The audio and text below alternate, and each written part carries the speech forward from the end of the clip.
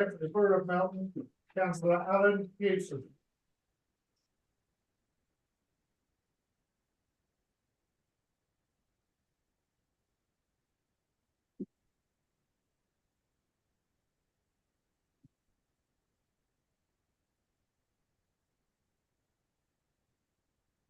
You.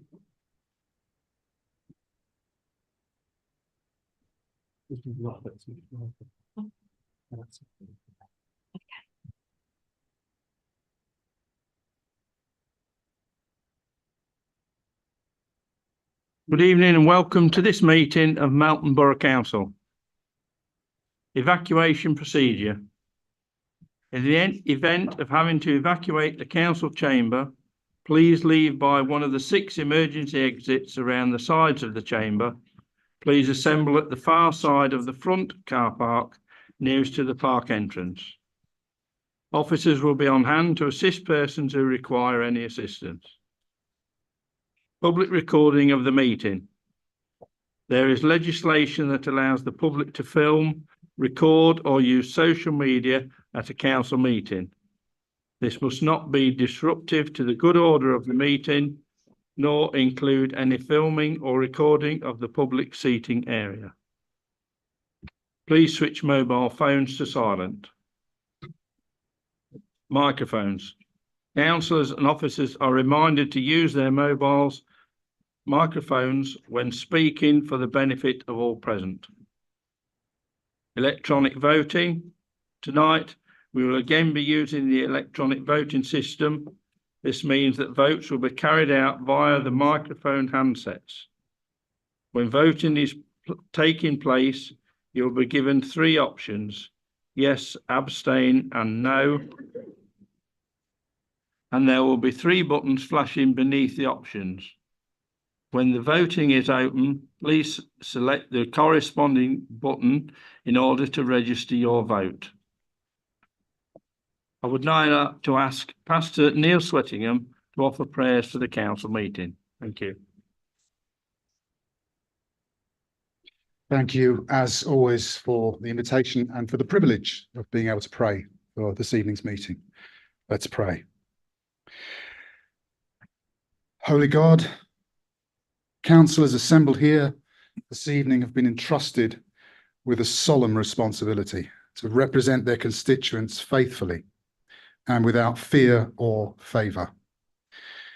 Thank you that you know each of them by name and can interpret the innermost workings of their hearts.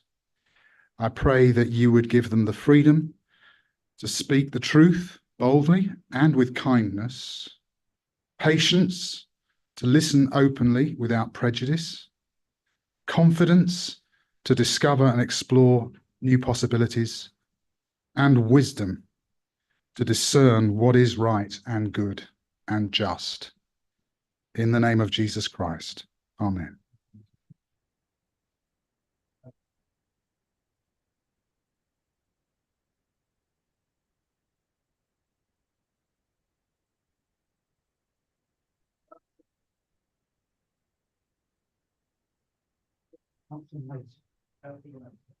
you.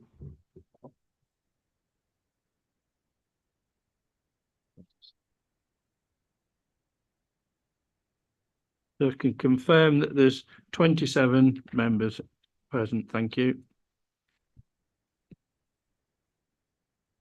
Minutes. To confirm the minutes of the council meeting held on the 14th December 2023, I propose the minutes are moved. Do I have a proposer, please? Do I have a seconder? The second. Thank you. Do any members have any comments to make in relation to the accuracy of the meeting minutes? Thank you. Yeah, it's when I left the meeting during the leader's announcements, and there was no mention of coming back after the leader finished his announcements. So just need that recorded that I came back in at that time. Thank you. Thank you. Any other members got any comments? No. We will now proceed to the vote then, please. Please use the electronic voting system in front of you to choose either for, against, or abstain.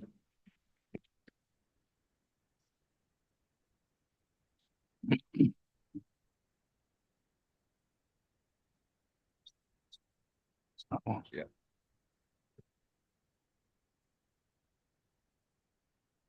I can confirm that's been carried. Thank you. Declarations of interest. If any members would like to indicate that they have an interest to declare, could they please do so by raising their hand? Marilyn?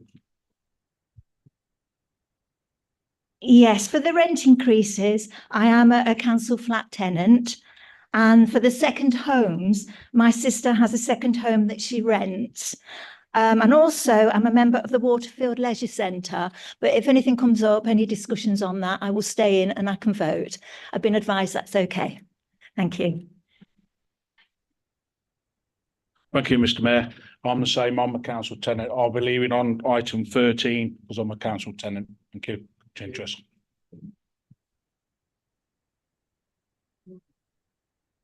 May I ask a point of clarification? As it's a global change, do they have to leave the room, or are they, because it's not affecting them personally, it's a global change?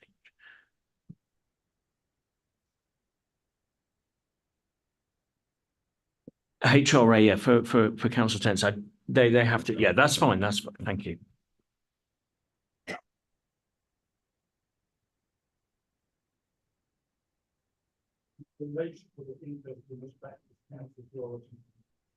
And record any matters which relate to Leicestershire County Council.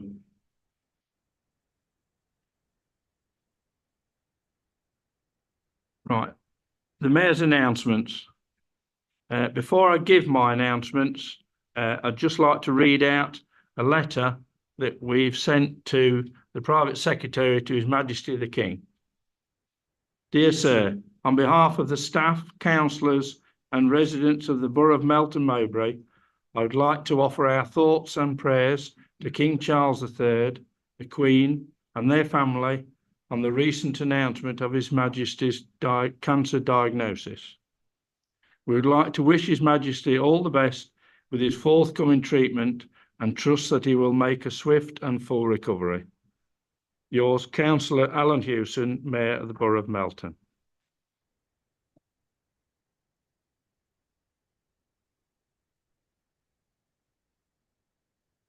The announcements then, obviously coming up to Christmas, there's quite a lot of Christmas events that I attended.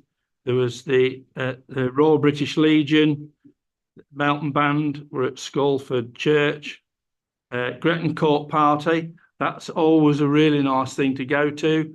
The day we went there, there was a girl there singing. She's been going there for several years now doing that. And everybody really enjoys it. And it's surprising when she starts singing all the older songs, our people, you know, the memories come back to that sort of thing. I also got a dance with a 99-year-old. So it's not all bad when you get to dance with all these ladies, and especially some of them don't actually know the next day. But it is a really nice place, and it's something that, yeah, I really get a good enjoyment out of going there every time.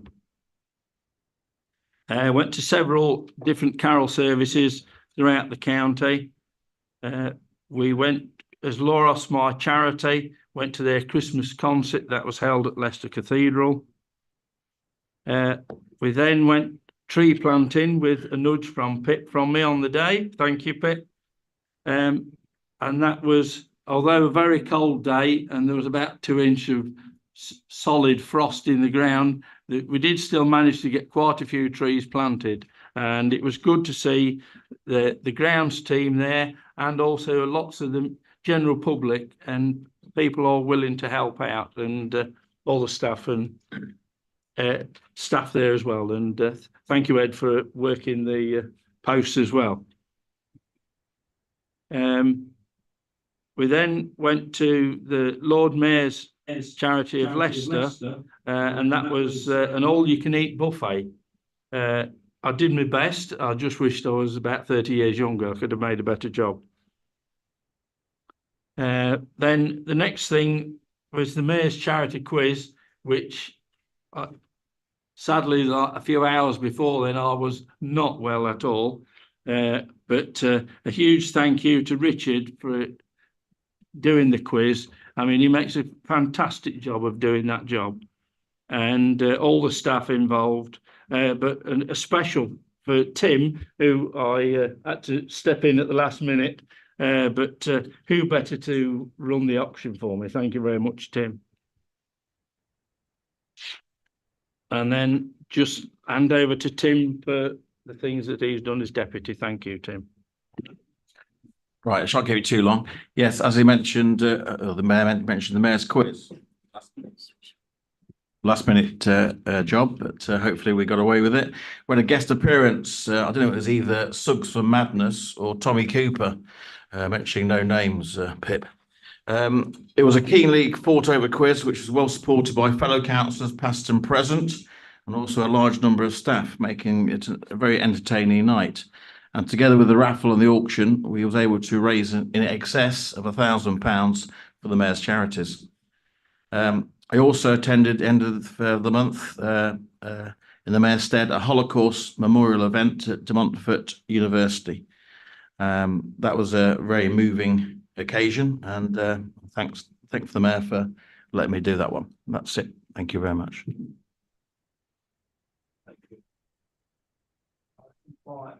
Item 5, leaders' announcements. I invite the leader, Councillor Olnett, to provide his announcements, please. I wasn't going to say anything tonight, Mr. Mayor, but people twisted my arm, so I'm going to. Right? Mr. Mayor, I wish to thank you and all members for your forbearance at our meeting in December, when Councillor Cliff collapsed just as I was introducing the proposed new leisure contract. I wish to thank all those who rallied round calmly and quickly. I have to add that Councillor Cliff does not usually pass out when I start speaking. Usually it's a frown, a giggle or a yawn, but I've had to live with that for several years, and she's had to live with me. Mr. Mayor, since December the 14th, in addition to routine council meetings, there have been 16 other occasions to meet people, including twice today with our MP Alicia Kearns, and 17 of the meetings have been about flooding. Mr. Mayor, I want to report very briefly on 4 items of council business. First of all, UK SPF funding. I can confirm, and I believe that's out now, that we've caught up and the current round of business and community grants allocations is complete. I wish to thank the members of the panels, especially the external members from business and the charity sector. Their presence made an important contribution to the professional assessments and ensured proper due process with no hint of favouritism or prejudice. So that was a really worthwhile exercise. There'll be a full report will be made to the local area board, which supervises this aspect of our work, and to scrutiny committee in my annual report.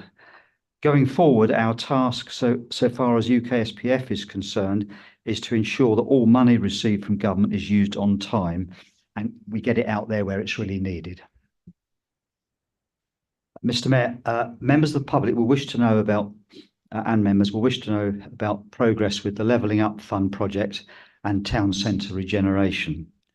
We are working actively with our partners in Rutland, and I wish to thank our MP Alicia Kearns for her continued interest and support in this matter, particularly over the elephant in the room, which is the general future of Brooksby Melton College and the £2 million investment in the theatre that's proposed.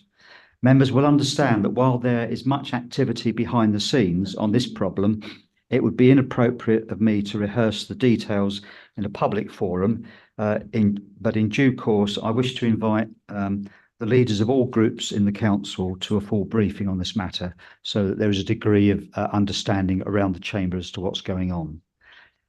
So far as Site E of the cattle market is concerned, practical work continues at a pace. 2 information meetings with stakeholders have taken place and others are to follow. Following the statutory planning process, including with the County Council Highways Department, construction work will start in the autumn after this season of key business and social events. All existing tenants are being encouraged to put forward their own particular needs for the transition period and their own proposals for their future business ambitions. I repeat my June statement that no one has a shoe in and no one is being booted out. We are following due process, due diligence scrupulously. Now, in the town centre, I'm grateful to the contribution that the Business Improvement District Board, the BID, has and is making to our detailed proposals. We are pushing ahead with those elements such as cleaning, greening and signage within the existing budget and UK SPF cash. Some of this and the other harder design elements yet to be agreed will set the tone for harmonising with the Luff project, which is just up the road. And this is quite important. I wish to thank Councillor Butcher for all her attention to the detail and the work of the Town Centre Working Group in advising on various aspects of this work. Now, in parallel with these developments, a new approach to car parking schemes will be developed this coming year.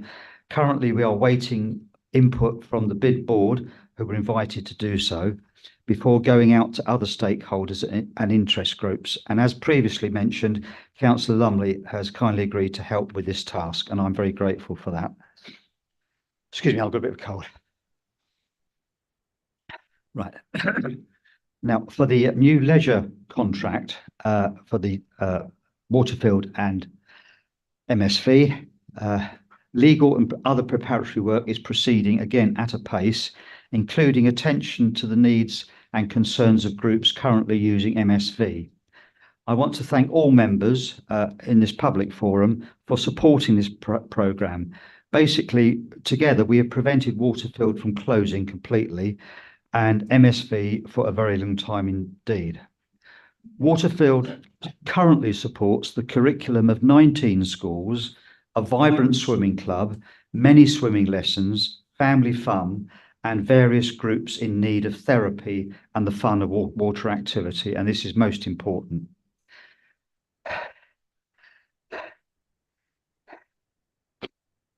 Currently, our annual visitor numbers across both sites is approximately 374,000 visits per year. Most of these will be accommodated on the revamped sites.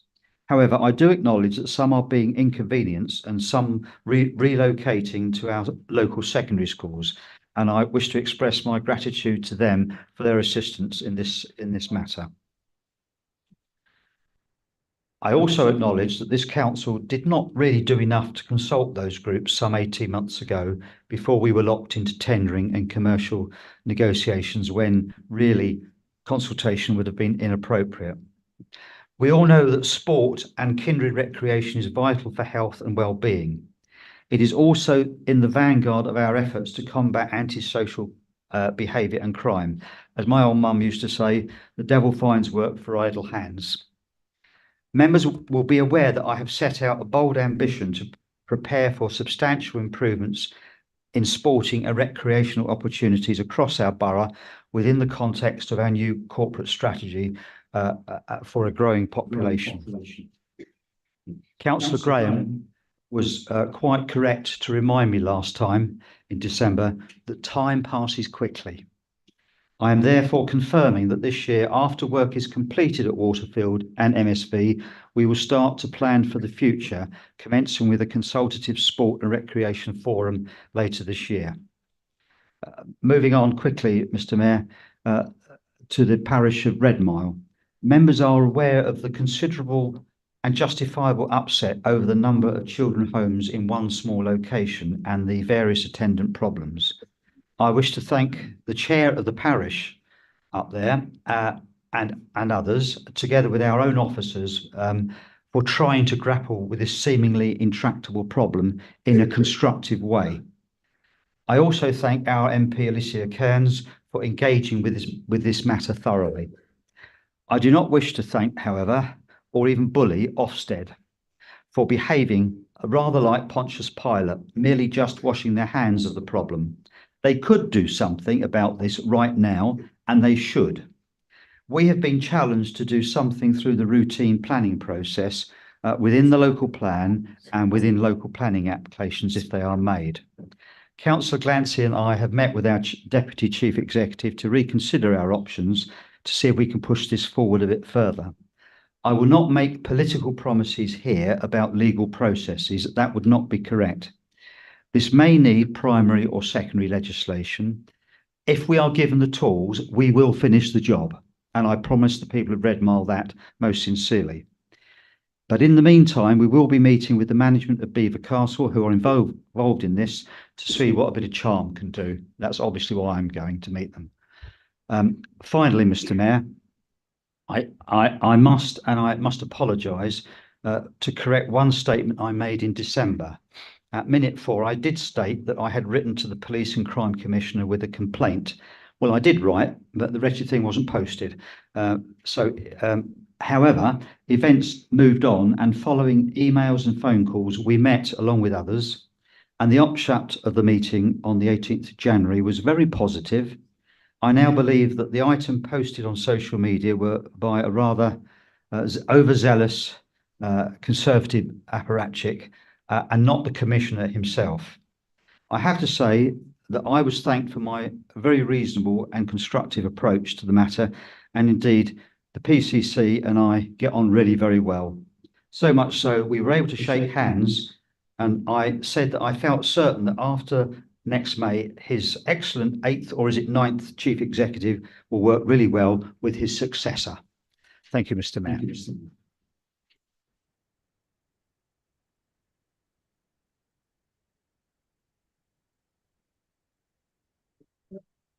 No questions. No questions have been received. Questions from members.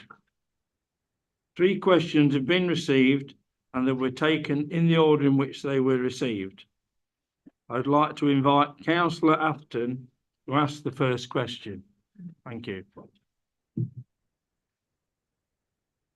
So thank you, Mr. Mayor.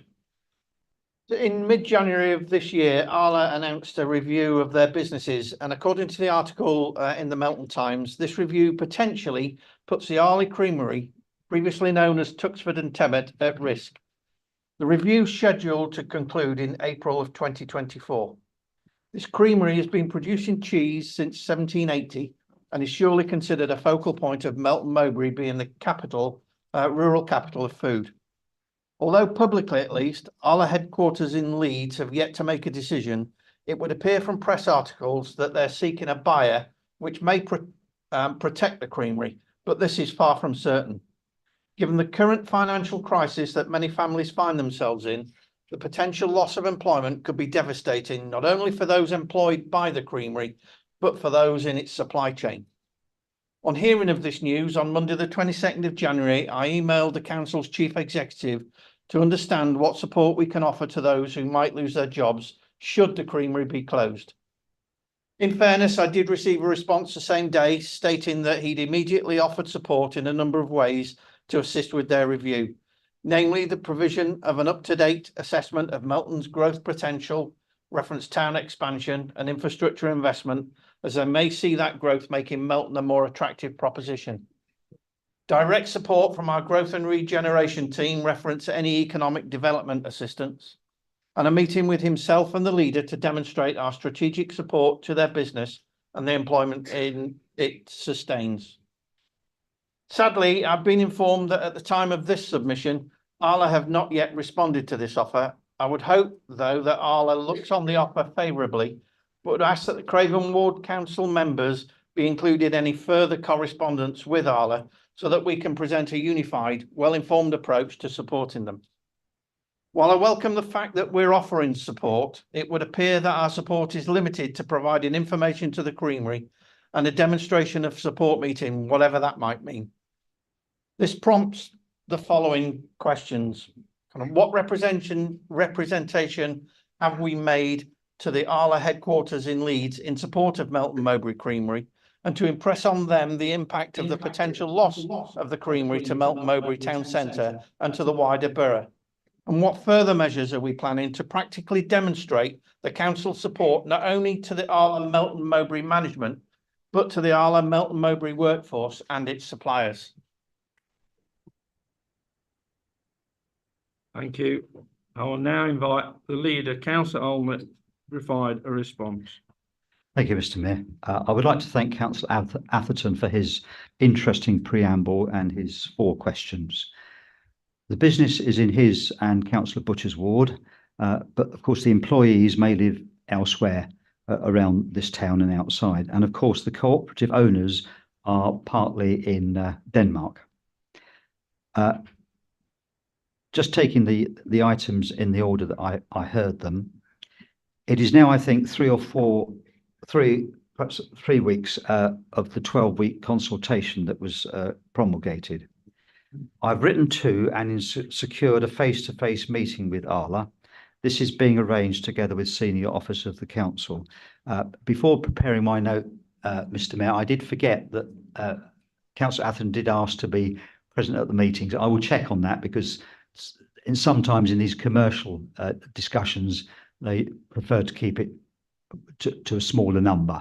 But I have no objections on my part. But if you give me a few weeks, we'll sort that out. I think it's on the 20th of this month. And I know Councillor Atherton has a heavy workload professionally, so that we'll have to see what we can do. Now, I will, of course, impress upon them the effects on the place and people of the town and the borough, and in accordance with the narrative that Chief Executive sent to you, Councillor Atherton. Following this meeting, we will consider further measures to support the management and employees of Arla, as you've asked. Of course, if they are determined to close, and you may be right, we don't actually know, we are not empowered as a council to subsidise them, nor do we have a budget for this. Even if we could suspend, say, business rates, I suspect that would not even dent their cost base.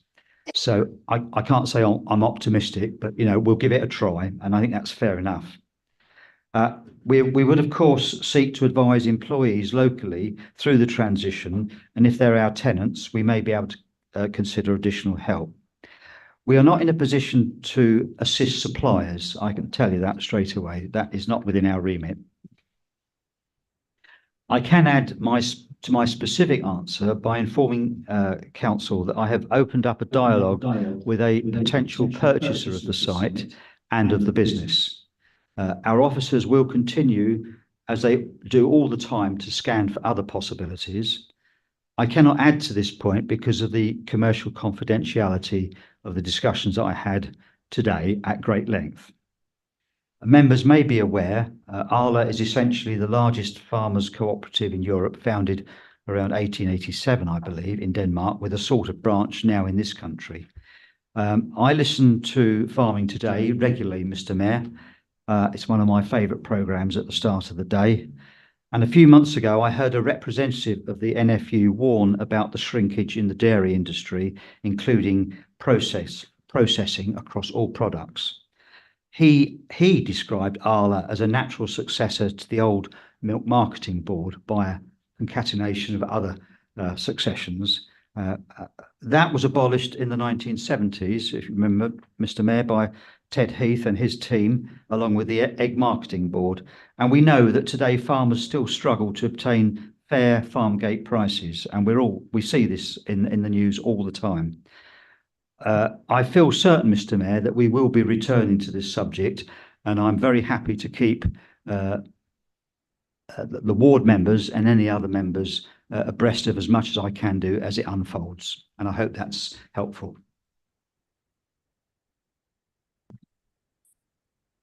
I'll now invite Councillor Atherton, if you wish to, you may also make a supplementary question in accordance with the procedure rules. May I remind you that the supplementary question must arise directly out of the original question or the reply. So thank you, Mr. Mayor, and thank you, Councillor Allnutt, for your full and meaningful response. I do, however, have a supplementary question. And can the leader state then what meetings the growth and regeneration team have had with businesses and what success they've had in attracting businesses into the borough of Melton Mowbray, when we might start to see the fruits of that success in the form of employment for residents? Thank you. Councillor Allnutt. Not quite certain if that's directly related. However, I don't have a specific set of statistics I can give you. I will give you a written reply. Regarding the second half, I think you said, do I know what effect that has had on employment in the borough? I think that's what you said. If you can send me the text, I'll reply properly rather than guess at the meaning. Certainly, and I will do.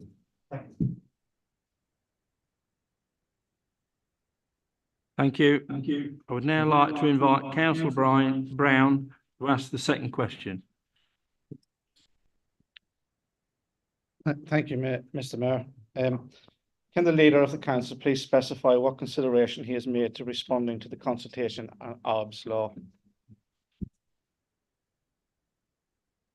Now invite the leader, Councillor Allnutt, to provide his response.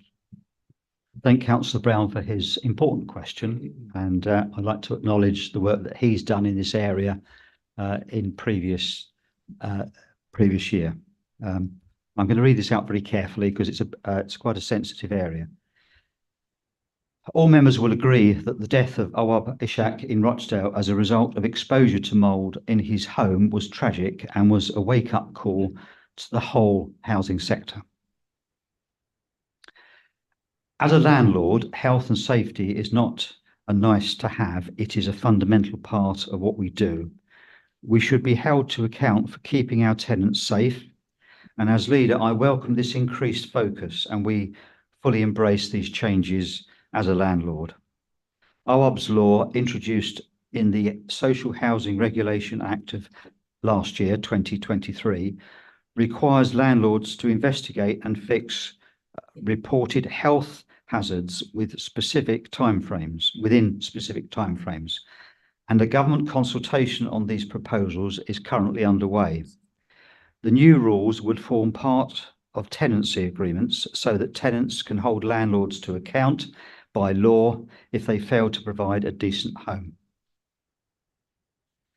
We have been considering the proposed requirements in readiness for responding to the consultation ahead of the deadline in March this year, with our regulatory compliance lead and housing asset manager due to present a report to the housing leadership team and myself as portfolio holder this month. The report will outline the government's proposal, the contents of the consultation, and our consideration of the practical implementation of the requirements. Our response will be clear that we fully support the principles of OBS law. And may I interject at this point, it's very important we do not treat our tenants as though they are to blame for the mould. A fundamental point about this principle is that we go in gently and try to solve the problem. We will continue to be proactive not only in responding to reports of damp and mould, but also to address these and address the root causes, whilst also following up with tenants to check that the remedies have worked effectively. We have already implemented a damp and mould policy, and preventative measures such as increased ventilation in tenants' homes are built into our repairs and capital programme. Excuse me. We will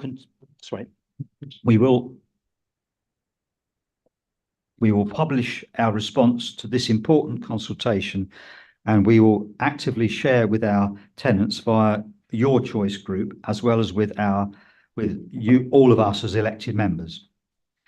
We also have regulatory readiness as a work plan item on the scrutiny committee work programme, where a second consideration of this topic is scheduled, I think it's for April this year. An initial review of the proposals suggests that some procedural changes will need to be made to our current policy. processes and housing management system.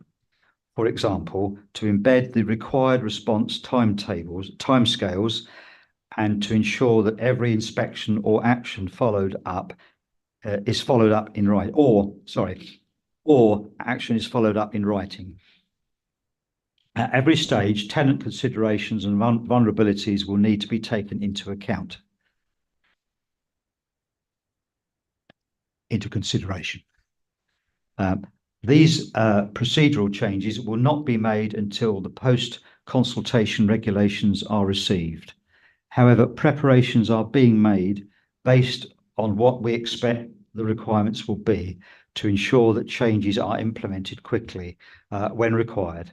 Our teams are already well trained and will be fully briefed on any changes to the requirements. And may I add that I would welcome any contact with Councillor Brown on this subject in the interim, and if he wants to input any detailed suggestions with his considerable experience, both as a portfolio holder and otherwise, I would be grateful to receive it. Thank you.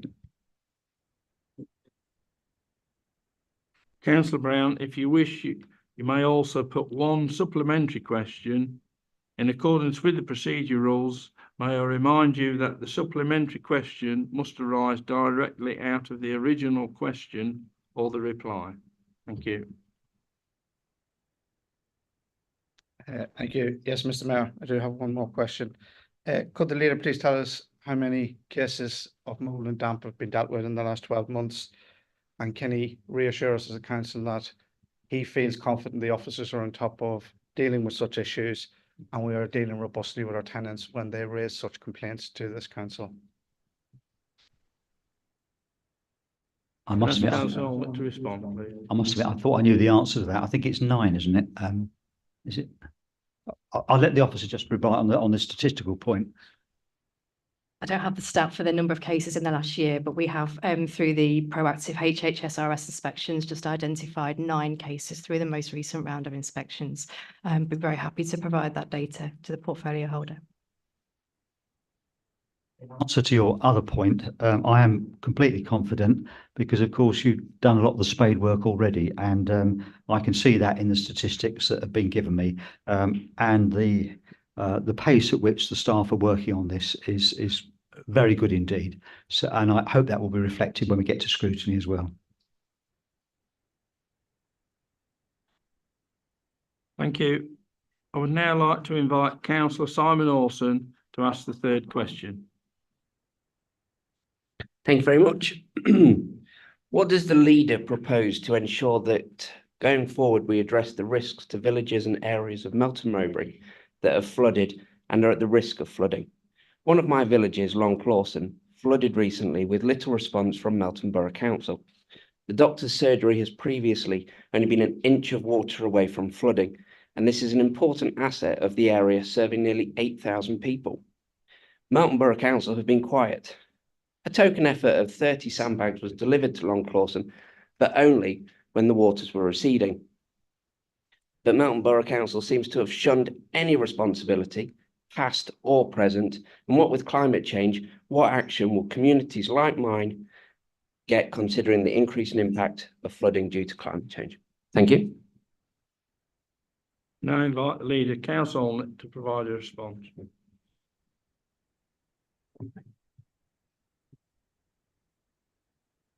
Thank you, Mr. Mayor. I'd like to thank Councillor Simon Orson for this very important question, as I believe this is his maiden speech in the chamber. So congratulations on that. Always a nervous time. I also want to thank Councillor Evans, as well as Councillor Orson and Councillor Sharp for their speedy action during recent flooding events, and that's to be really commended. Mr. Mayor, because this is such an important topic and so much has in fact been going on for several months, I believe it is worthy of a full report to all members, and that all members can have the opportunity to discuss and debate in full open council before the end of your tenure. It's such an important issue. I do not wish this to descend into a row of blame and counterclaim. Councillor Orson is right to couch his essential questions as what is this council going to do in the future? I will say that spending, if I can jump the gun a bit, £50,000 is not going to scratch the surface. I noticed that in his question, he posits that, and I quote, NBC seems to have shunned any responsibility, past or present. Repeat that, past or present. For the past, I suggest he addresses that question to Councillors Graham and Councillor Joe Orson, whom I believe he knows quite well. For the present, I do reject some of his assertions, but I don't want to, have a row here about that. That wouldn't be appropriate. And I will catalogue the many initiatives in the report that I bring to hopefully to another meeting, Mr. Mayor. They are the work is ongoing, but let me bring out 4 small points. During, I think it was Storm Babette, I was contacted by some people from Waltham Parish directly. I think that was the day I was going to a wedding, I think. I can't quite remember. And I did do some work on it with the authorities, and she later emailed me back to say, great, they've been out and they've helped me. I also want to read another email just as a sample, which I received today. I won't say who it was from, but it's a member of the public. Our bungalow was half flooded due to storms Babette and Henk. Having reported this to yourselves, that's this council, you targeted me with an email on the 29th to explain the £500 grant scheme. This is the money that we've had from central government. The money went into my account today. Can I please thank everyone involved in processing this so quickly and for targeting me from the outset? It is so refreshing to receive such excellent customer service at a time when so many organisations are failing so badly with this, not least our insurance company. I wish they could follow your example of customer care. So once again, a huge thank you for showing such care and consideration following a devastating incident. I know we will get other emails saying the complete opposite, but I think it's nice to have that. I have had a meeting, as you know, I've sent out a letter to many parishes, and eventually, thanks to Councillor Child, to all members as well. I have had a meeting, for example, with Hobey and Rotherby parish to discuss the issue of sandbags, and I'll bring that back in the report as to what we can do to improve that aspect of our work. It does need improving. I agree with you on that totally. We were invited to go to a parish meeting at Frisbee by Councillor Brown. I couldn't go, I was going away, and so was Councillor Glancy. Councillor Thwaites kindly agreed to go, but then the parish said we'd rather you didn't come because they didn't want people to be mob-handed. So we are reaching out, we are trying to do things, and we will continue to do things, but I think it's something we should all work together on. For the moment, I'd just like to conclude with my own experiences. We are one of the water companies in our region is Severn Trent. Well, I used to live at the other end of Severn Trent in Wiltshire, and I was on the Wiltshire Flood Defence Committee for several years. I also owned and ran a pub which was flooded twice in my tenure, and the third time we just about kept the water out with some sandbags that I purchased. So I do understand, I feel the pain of people who have been flooded. I know what it's like, and I am determined to improve up our game in this borough, and I welcome Councillor Simon Orson's question for that reason. I think it's well timed and well meant, even though I disagree with some of the wording. Councillor Orson, if you wish, you may also put one supplementary question. In accordance with the procedure rules, may I remind you that the supplementary question must arise directly out of the original question or the reply. Thank you. May I thank the leader for his response there. Can you explain in detail what meetings you've had about infrastructure issues with Severn Trent Water regarding Long Clawson, Bottisford, Ashfordby, Frisbee on the Reek, Hobie, Brooksby, Great Dolby, Twyford, Stathern and Somerby. Can you detail dates and officers at Severn Trent that you have met with, please? First council to respond, please. I can do, but not off the cuff. I'm happy to send that as a written reply. We had one major meeting with 4 officers on one day, and then I've had 2 follow-up phone calls. I can't quite remember which officers were there. They made some strong commitments. I need to point out that this arose from 2 things. It arose from the public announcement of a major budget allocation to all water companies for water capital works, the programme for which will commence this coming financial year. So I was interested in major preventative works.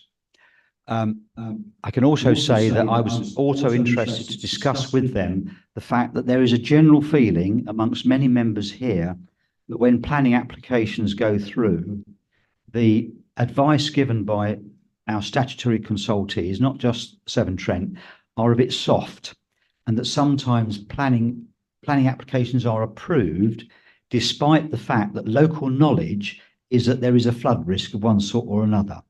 They undertook to look at 2 or 3 case studies, among them some of the parishes that you've just listed. Then we went into sort of winter mode and floods, so we haven't re-met, but that's on my to-do list, and that is something that I want to carry forward. And in parallel with that, I've met the leaders of the county council, along with Councillor Glancy, to discuss the role of the Leicestershire Lead Flood Authority. Now, I think this is worth unpacking now, if I may, Mr. Mayor. That authority is the lead authority for flooding. And in 2015, they had a fine flood defence strategy plan. Nothing wrong with it, very good. And then there was a consultation process to revise it. Now, this was delayed recently because of a by-election, and then because of flooding, it's been delayed again. I've had an advance copy of just one appendix of this, and I have to say that there's some interesting diagrams about Bossersford, which I find intriguing. The only place in the country, I think, where there's a canal that's leaking. So there we go.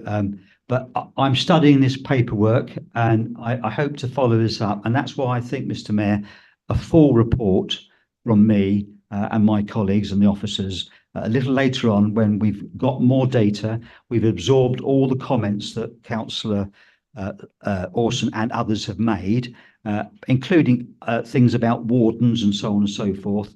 I noticed that our MP, Alicia Cairns, in her article in the local paper recently, only referred to the county council's role. She didn't refer to our role, which is minuscule, actually. And I found that interesting. And of course, there was a former colleague of ours, former Councillor Matthew O'Callaghan, who can be fairly congratulated for his work on flood defence in this borough in bygone years. He suggested that we'd gone to sleep as a borough and that we should do a bit more. Maybe he's right. But and perhaps we've all been sleeping for a bit too long on this one. But I think we must carry this forward, and I hope that brings you some succour and an elaboration of the answer that you wanted from me. If it's not quite what you want, drop me a note and I'll give you some stats that you might need. Thank you. Thank you. Motions on notice. No motions on notice have been received. Item 9, Cabinet recommendations to Council. I will now invite the leader, Councillor Olmert, to present the Cabinet recommendations to Council on the new corporate strategy, Vision 2023 and corporate delivery plan. Thank you.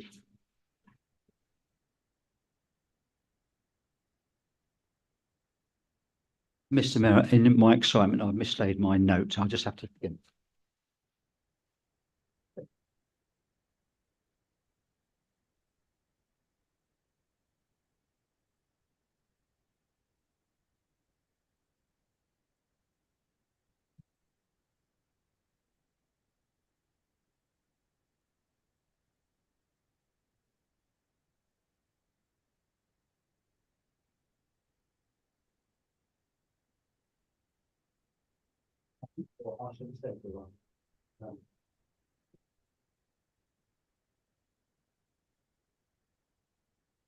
Mr. Mayor, I rise to propose the paper in front of us this evening.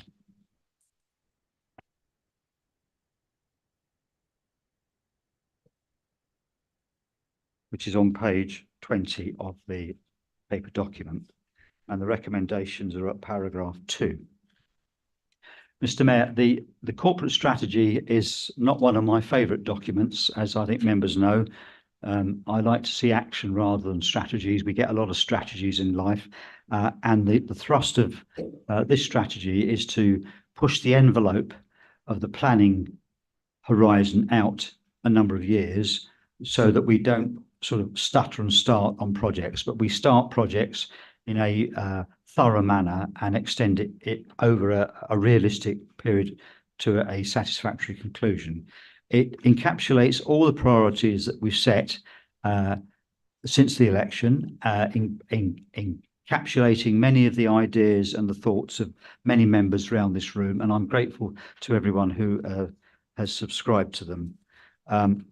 Like all strategies, I think Councillor Atherton will understand, Ian Atherton will understand my metaphor from our previous existences, where we used to say that a strategy is where we carry on firing even though we've run out of the ammunition. We have a big idea, but we haven't quite got the wherewithal to do it just yet. So what we try and do is set out an ambitious target for the future and then gradually assemble the policies and the actions to fulfill that target. And that's the sort of the raison d'etre of this particular corporate strategy. I've moved the proposals. I'm not going to say any more, as I think we've all had plenty of opportunity to read the document, but I can answer any questions at the end of the debate as appropriate. Thank you. We have a seconder, please.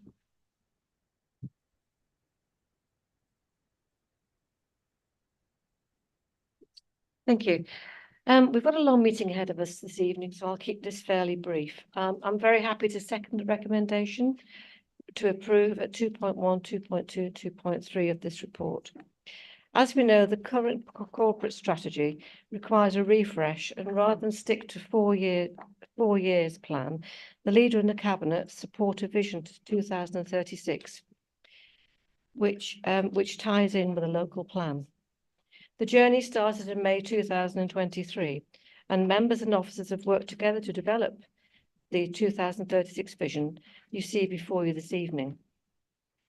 It's a hefty document, as you can see from your papers, but which addresses current and future challenges whilst also seeking to maintain the delivery of our services to residents, businesses and visitors to the borough. As you will see from the paper, the proposed Vision 36 consists of 8 statements on pages 20, 22, 25 in your report. I'm not going to read them out. I'm sure you've all read them. But it's important that we acknowledge and recognise the importance of these statements and having a long-term vision. Alongside the vision, there is a 4-year corporate delivery plan. Some members will no doubt recognise the headings of helping people, shaping places and great council. The new strategy will be supported by a robust set of key performance measures and targets, which will ensure we effectively measure and monitor our progress against our corporate delivery plan. Thank you.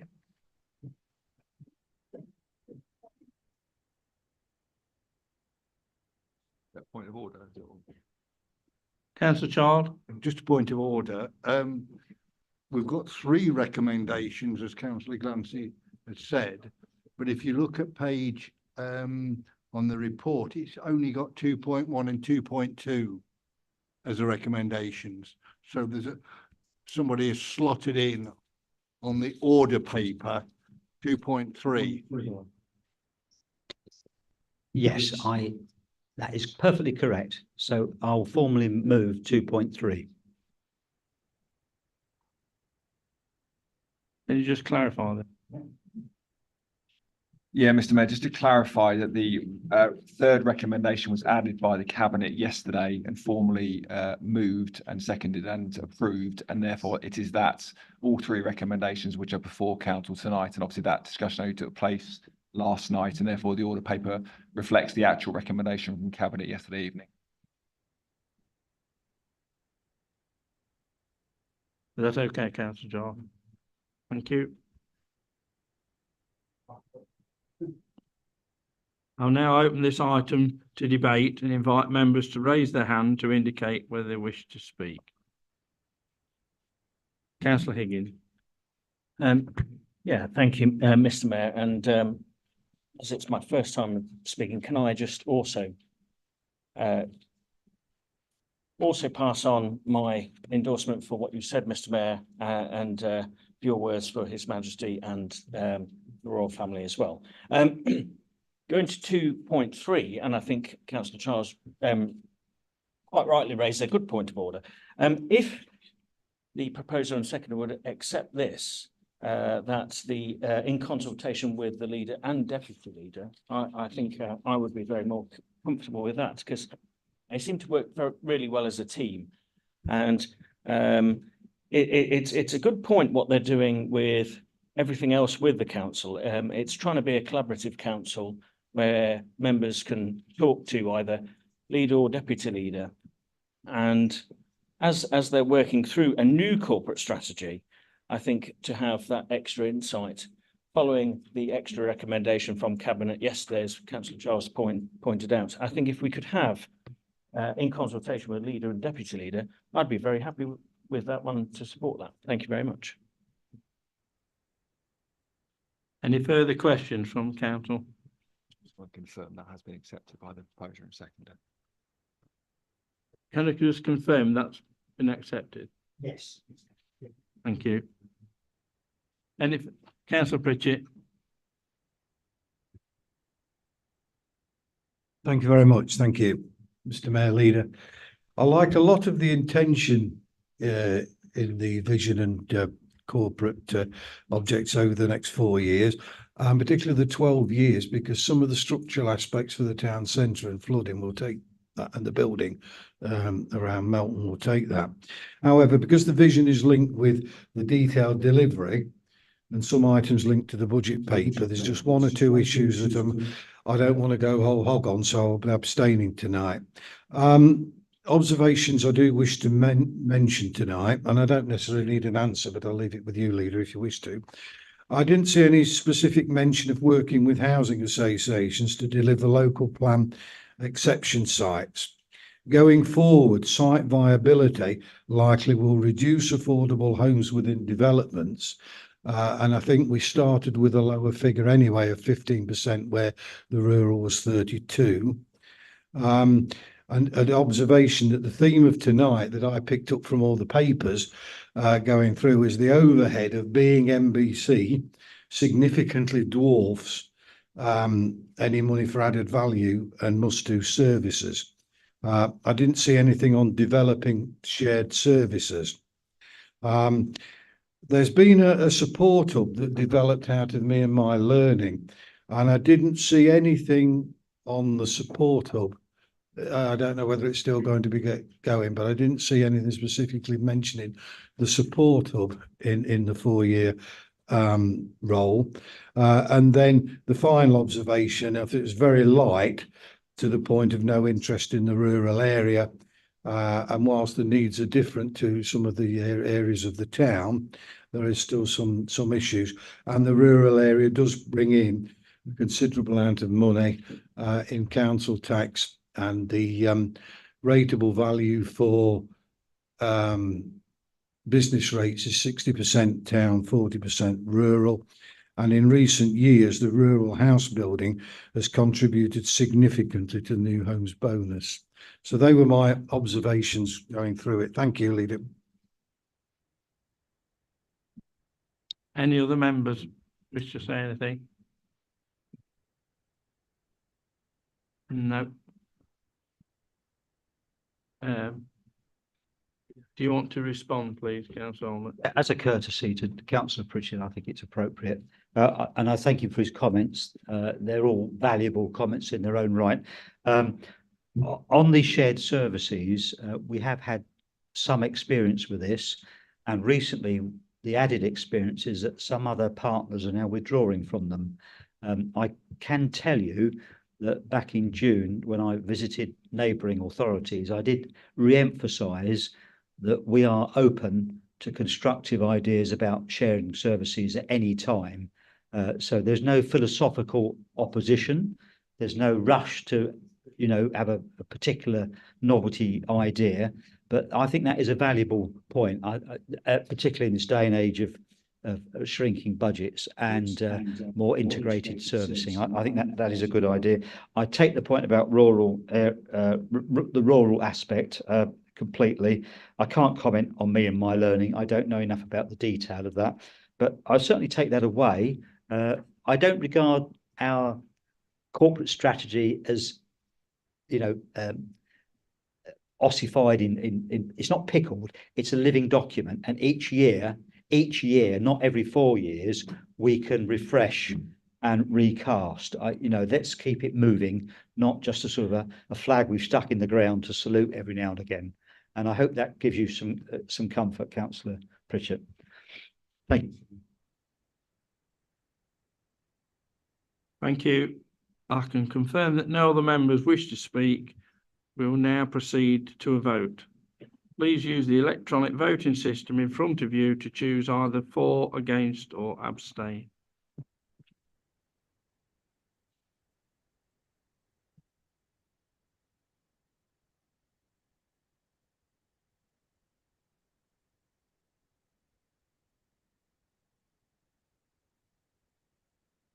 I can confirm that the proposal has been carried.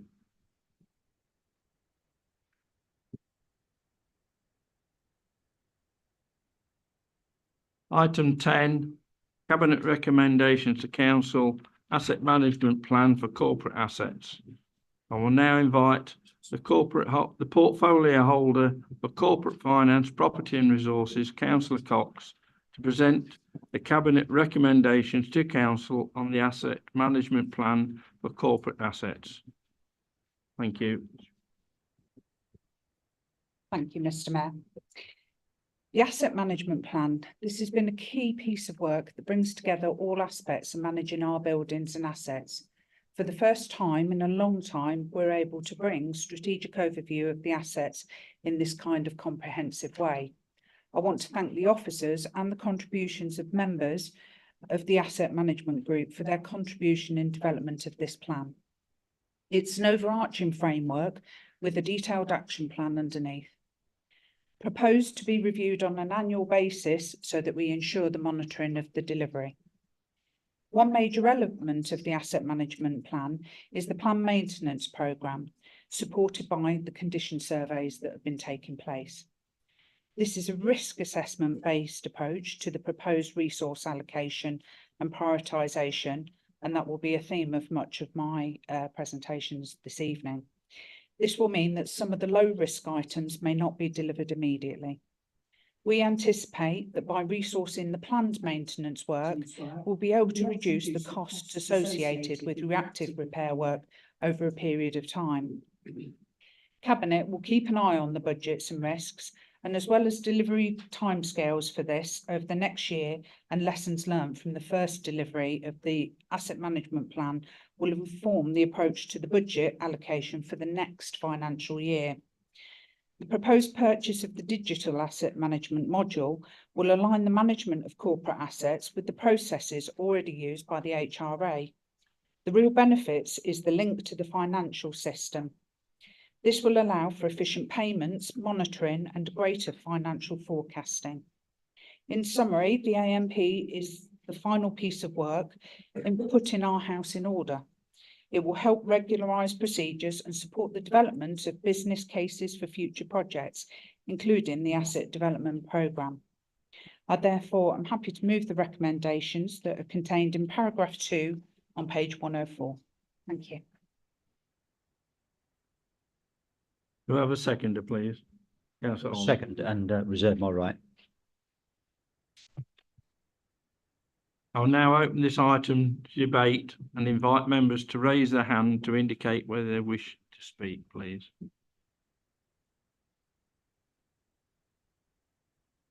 Councillor Pritchett. Thank you, Mr Mayor, Leader, Portfolio Holder. When I stood for council again for the second time in 2023 in possible cabinet position, now shadow cabinet, I was clear that I was to push for council performance to step up a level. This report is missing the asset development plan, any other previous cabinet decisions on disposal, etc., and strategic direction is missing. The report refers to the Vision 4-year strategy stating assets for jobs, home and income. Community is missing. I cannot recall previously voting to change the use of community buildings and have always been dismayed they're not in use. One has cost nearly 30k for a year. The cattle market land for sale for housing, yes. The report at page 122 states Fairmead and Cove community centres are proposed for appropriation to ensure best value for community. The local plan appendix to the local plan developer contribution states community centres, the creation of community centres across the town, which are purpose built for community use. This would benefit the future growth of the residents' ability to interact with one another. Seems to me this report here is to support related budget requests without the strategy documents is limited use. Seems there are historic record keeping issues. However, for this modern department set up in 2019-20, we should be more advanced. The numbers at 9.5 of whole time equivalents is too many for the type of assets. Now, of the 84 assets, 22 are commercial, 9 typical for borough and district council, 14 car parks, 24 typical for town and parish council assets, similar as the 50, most of the major 15 items typically would be managed by a junior staff in a town clerk's. Obviously, the town special expenses can afford higher than needed recharge costs. The headline 1.6 million costs being 320,000 more than the income of 1.37 is quite misleading, really. The simple cost comparison is only really appropriate for commercial costs. Although cost per type of asset is important, we have to manage leisure centres and things like that and play areas. They might not have been project work plans with target dates, and there are no completion dates for mainly housekeeping tasks in the appendices. There is some detail to pick at as well on condition survey versus annual inspections and PPM, but not today. A taste of how limiting the report is that there are no yellow commercial in confidence papers with details of options for assets. Example, page 129, a grade 2 listed retail unit needs remedial work and investment. No report of value, income, future cost constraints and options. How many jobs versus income and cost relationship? If sold, would it be the same jobs? And could the money be used to create more jobs? These are the things that you have in a proper asset development plan. We've been slow to review leases and rents, and seems from the budget scrutiny evening, 150k of recharges has been outstanding for a year. This level of staffing is not justified. An assets report needs to come back to council with development strategy included at the front, so with a better context of but we do know you have to buy in experts, particularly say just a simple example on play areas and stuff, assessments like that. The Conservative Group revenue budget amendments include an amendment to review the department staffing levels and the balance of employed staff and brought in expertise, including the review strategic direction and staffing structure. There's no alternative capital budget proposal, only maybe a question on a later capital item, and I'll be voting against the acceptance of this report. Do any other members have any questions? Councillor Higgins. Yeah, a point of clarification. Councillor Pritchett, I heard what you were saying in that, and there were some really good points I think you were trying to say. You were speaking a little bit too fast while I was trying to follow it. So, and you mentioned a page, I think it was start 100 or what, which I think was another. If you could repeat the page so I could follow it, if that's okay. You said a Which page number. Which was it relating to? You said a page number 100 and something, and I was trying to follow it in the. 122. Going to bear me appropriation. And the assets are on 120. Page 120. And that's in this council document. Yeah. Yeah, no, that's not. Yeah. Thank you. Councillor Brown. Yeah, could I ask the portfolio holder, what strategic consideration to disposing of community assets has gone into linking into the health impacts of those communities, those priority neighbourhoods? Bearing in mind this council spent many years building up those assets and intervening. And I know COVID came along, but that's no excuse just to pull away. These communities have not got any more affluent, they've actually got more deprived. And what is the strategy of buildings linked into the strategy of improving the health, socioeconomic outcomes of our communities in Edgerton, Fairmead, Queensway, and other areas? And we have now villages such as Asserby and Buttersford, which is also being affected. And I wouldn't want to see us dispose of assets. We're most likely to have a different government coming in with a health agenda that's very much needed. And that's me saying it from this side. So I want us to think very carefully. And because of the issues that Councillor Pritchard has pointed out, I'll also be voting against this tonight. Any other members wish to make a comment? Yeah, Councillor Posner. Cumbers.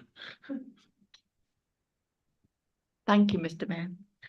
Just a quick comment to say that how pleased I am that we're going more for planned maintenance. It absolutely makes sense rather than waiting for something to be falling down before we sort it out. Thank you. Any other members? No. Councillor Ornett, you reserved his right earlier on. Councillor Ornett, do you want to reserve your right for a second? Yes, yeah, I will Okay. speak. Yes. I'm very grateful for the comments. They are many and detailed. And it's always a bit difficult to move an amendment on many and detailed comments. So I noticed that there is no proposed amendment to this document. It's just a statement you're going to vote against it. So I think at the end, sorry, Councillor, I was reading quickly. I didn't want to run out of time. We've asked for it to come I'll back sit down, again. sorry, Mr. Mayor. I'll sit down. Shall I give way? I'm happy to give way if that's. I hadn't quite finished, but I'm happy to give way. Well, I don't know. Yeah, I'll carry on. If I may, I'll carry on. I'll carry on. So I didn't hear any amendments. No, so he's nodding. He hasn't made any amendments. So it's difficult in a debate to accept the currency of a critique if there isn't a proposed amendment. Simply to vote against something.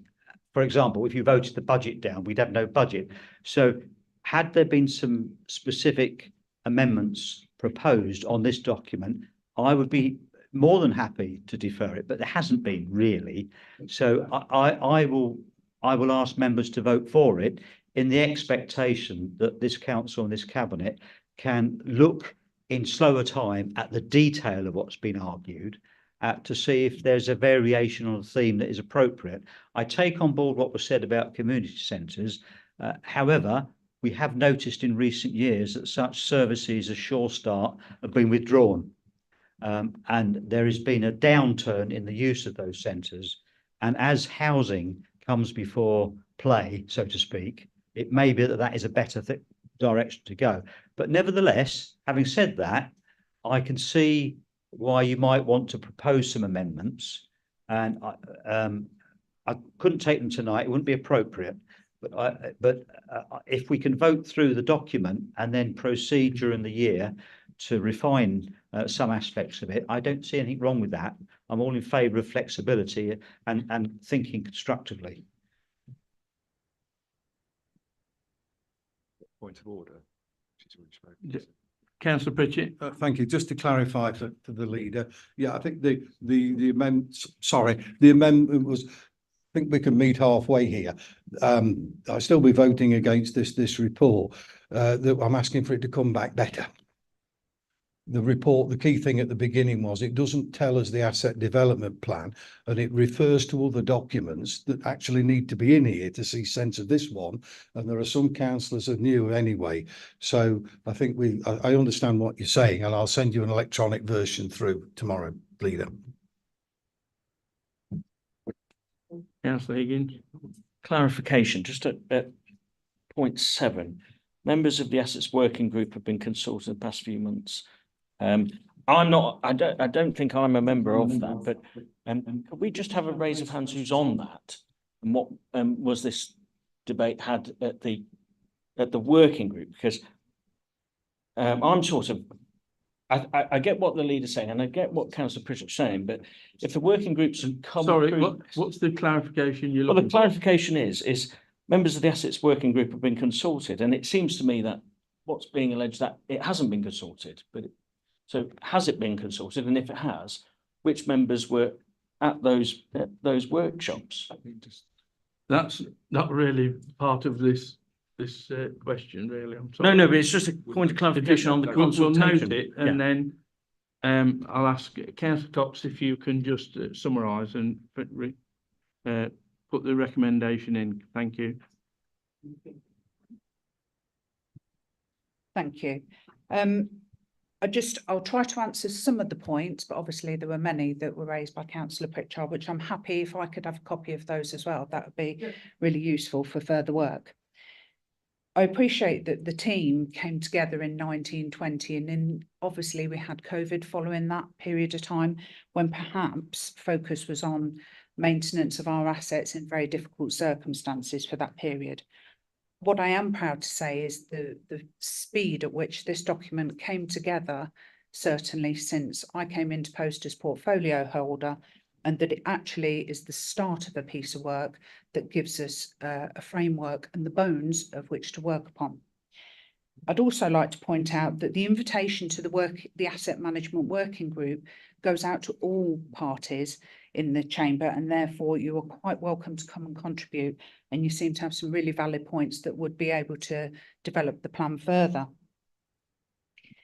Keeping community buildings, the essence of what community centres can offer is a passion of the Labour Party, but maintaining buildings with no funding for people to operate from them or the services that we can deliver is something we have to consider in these really tight financial circumstances. I hope that there will be a new government, and I hope that there will be a relook at the funding of the services that can go into those buildings. And there's certainly, that will be considered within the asset management plan as we proceed. We have been slow to process leases and rents, and that's a historic problem for this council. Certainly as we came in as an administration and then we did the work of the Asset Management Working Group, we highlighted that that was something that needed to be progressed at pace. And it needed to be progressed at pace because we need to be able to financially forecast to ensure that we have an accurate budget going forward. And whilst we don't have that detail and we didn't have the module of the asset management link into the finance system, that has been a really difficult thing to process. And I'm surprised it hadn't been done sooner. I think that's about it, Mr. Mayor. So I'm happy to propose the recommendations as mentioned that are in section 2 on page 104. Thank you. Thank you. We'll now proceed to the vote. Please use the electronic voting system in front of you to choose either for, against, or abstain.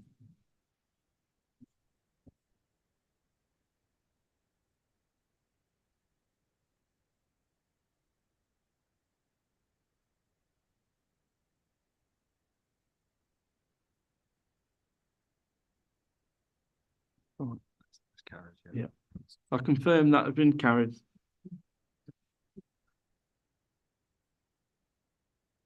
May I just ask just a point on the clarification? I'd really like to know who was on those working groups because it's really confusing. This is something that you can ask after. Yeah, yeah, no, that's fine. It's because it says it's in. Thank you very much. Thank you.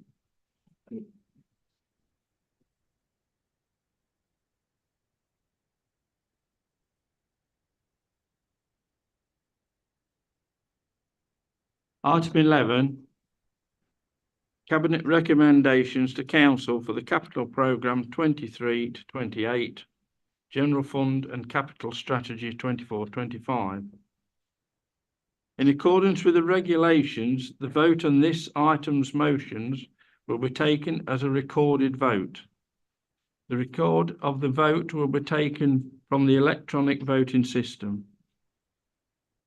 I will now invite portfolio holder for Corporate Finance, Property and Resources, Councillor Cox, to present the Cabinet recommendations to Council on the Capital Programme 23 to 28, General Fund and Capital Strategy 24-25. Thank you. Thank you, Mr. Mayor. Due to the current financial position of the council, this plan has been a series of risk-based choices. Again, I thank the contribution of the working groups in shaping the proposals within this programme. Our communities are likely to be frustrated by the limited opportunities for investment. However, the plan reaffirms this administration's commitment to being financially responsible. The projects proposed build on clear strategies such as the asset management plan, the repairs and renewals programme. The ICT expenditure recognises the need to keep our IT infrastructure up to date and to remain resilient. These proposals follow a review of infrastructure across the Leicestershire ICT partnership. The majority of the programme, over 85% of it, is being funded by external grant funding. And therefore, I must comment that the officers in their bid writing abilities have been exceptional, which have allowed us to propose the investments that are before you. But this is a precarious position to be in.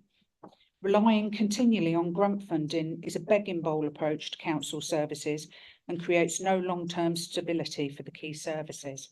And that is one of the main concerns I have as portfolio holder in this area. I therefore am happy to propose the capital programme and move the recommendations that are in section 2 on page 156. Thank you. Thank you. Can I have a seconder, please? Councillor Allnutt. Second, yeah. I'll now open this item to debate and invite members to raise their hand to indicate whether they wish to speak. Councillor Atherton. Thank you, Mr. Mayor. Whilst professionally, I'm delighted to see we're going to spend a considerable amount of money bringing ICT infrastructure up to date, and so we should regularly. I do have some concerns about the wording in the report.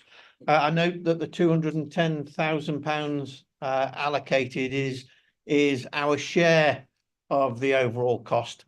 But there's no detail to how that share was derived.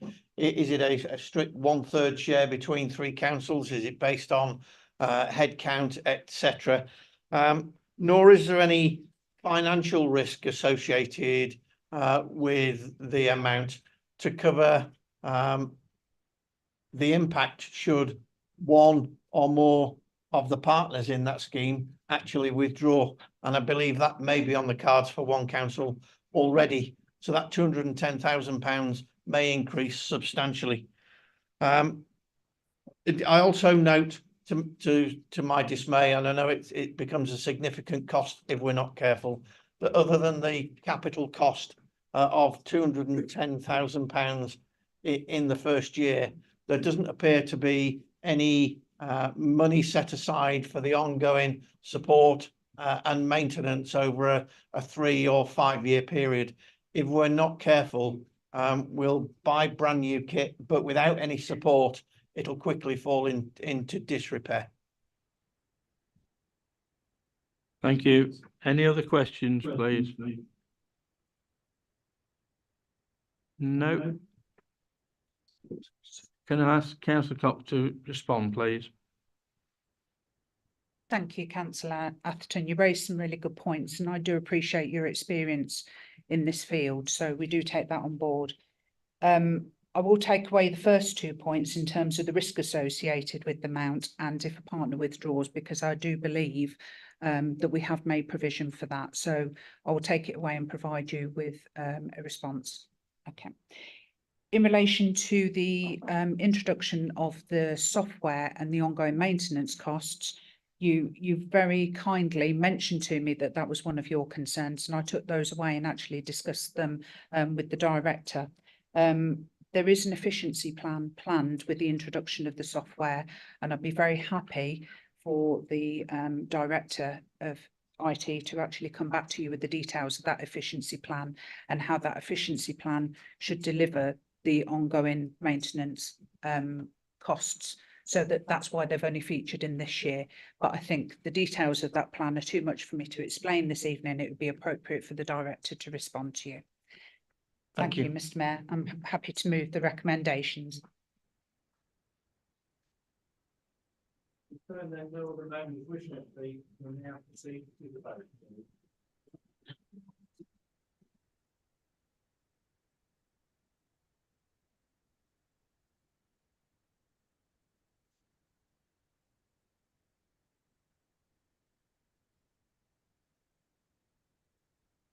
Yeah, I can confirm that it's been carried. Thank you.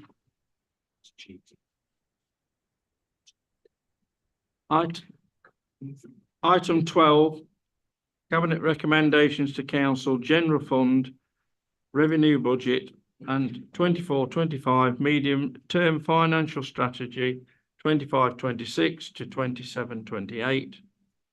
In accordance with the regulations, the vote on this item's motions will be taken as a recorded vote, and the record of the vote will be taken from the electronic voting system. I will now invite the portfolio holder. Sorry, Finance. I've got to leave because of my sister having a second home. But before I do, could I ask that when the second homes has been discussed, could somebody come and bring me in so I can carry on with the rest of it, please? If that's okay.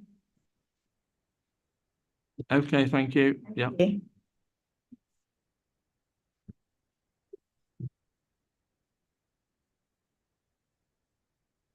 Is that classed as an interest? No. It's not actually classed as an interest then? Yeah. Yeah, but whatever I say in this room, you know, I swear you, because my sister will be losing money. Yeah, I'd rather go. Okay, thank you. Public perception. Thank you.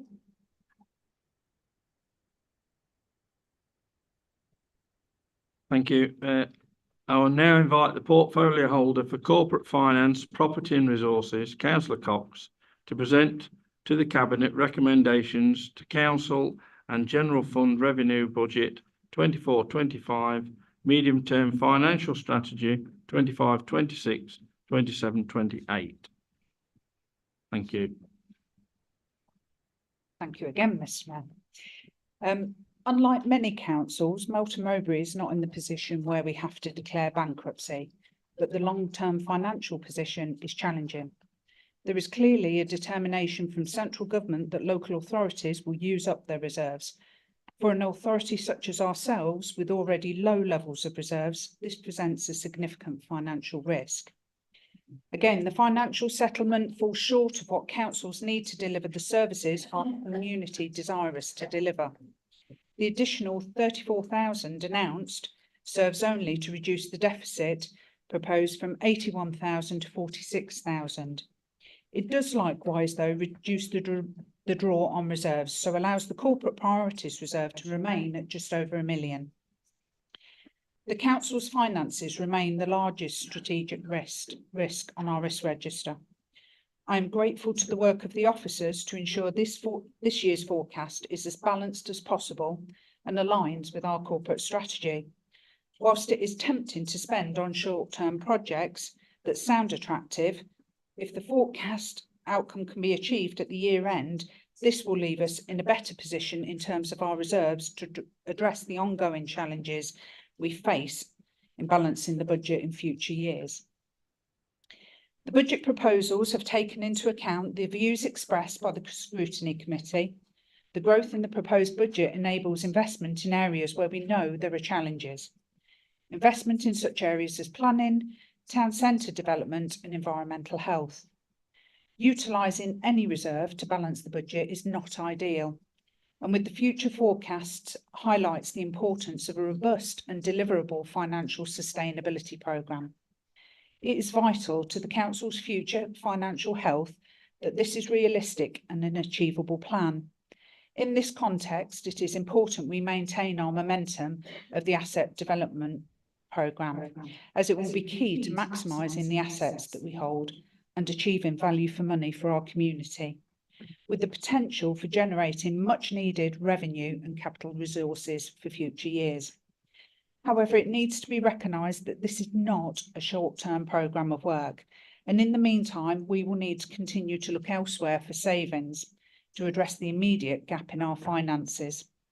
The proposed budget in respect of special expenses significantly reduces the previous budget gap and is a big step forward in achieving an ongoing balanced budget for this fund. I am therefore happy to present the proposals to the Council and to move the recommendations on page 220 and 221. Thank you, Mr. Mayor. Thank you. Seconder, Councillor. Second that. Thank you. Thank you. Reserve the right. I'll now open this item to debate, and I understand the Leader of the Opposition would like to move an amendment in line with the alternate budget proposals tabled alongside the agenda. Councillor Graham, can I invite you to make the proposals, please? Thank you. Thank you, Mr. Mayor. We all realise that last May, the people that matter, our residents, spoke. It was not a clear message, but many took it to mean we want change. I will not argue with that. In the weeks following the election, the Conservatives met with Labour representatives. Not surprisingly, the Labour powers to be said they were not happy with the coalition between ourselves. And then, quite rightly, Councillor Aldit formed an alliance with like-minded Labour and independent councillors. And the Conservatives went into that terrible word, opposition. We left behind a far stronger position than many councils found themselves in. And the budget we set last year is one that the current administration has adhered to. We have by and large tried to stand back.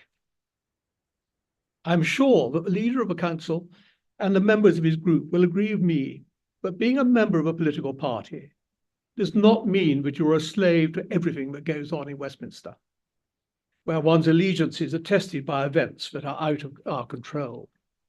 Now, being a member of a political group, in my mind, is a belief that rides over the waves of populism.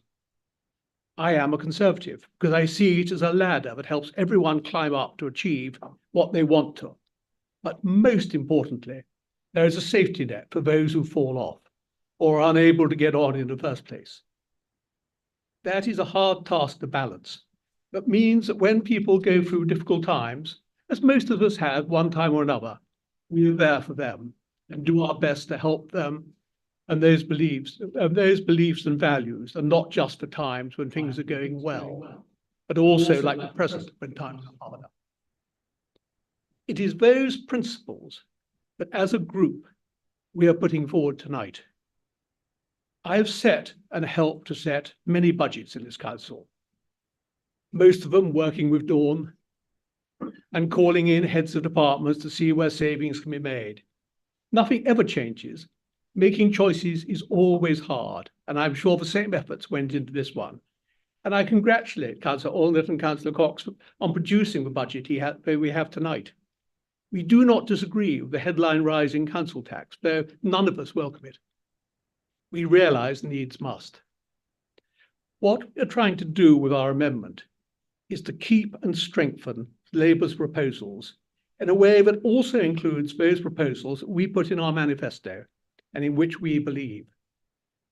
I do not wish to talk too much at this stage about the reviews we are proposing.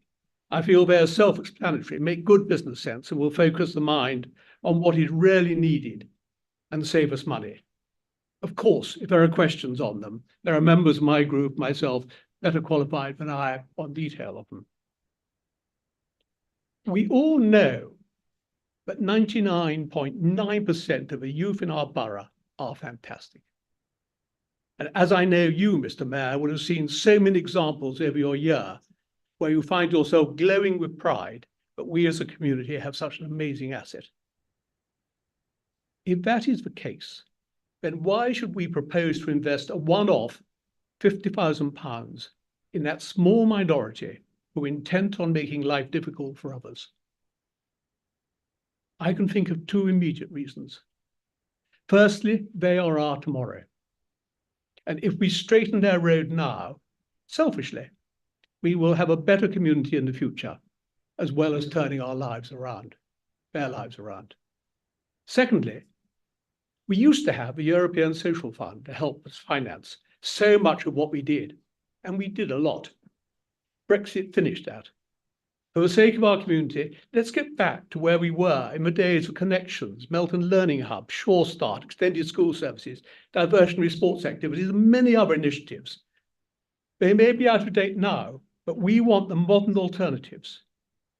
You only have to go to Phoenix House and see all the good work that is being done there, with so many young people, not least by the Prince's Trust. But there is more to be done for a group that are harder to reach.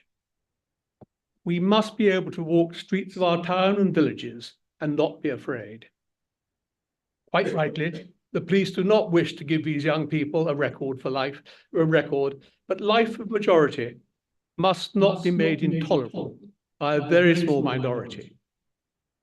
This seed corn money to a charity or organisation to work with the Melton Safety Community Partnership and the Community Safety Team and others to target Melton Mowbray and our larger villages and engage with young people who are involved in risky offending behaviour and encourage them to make more positive choices.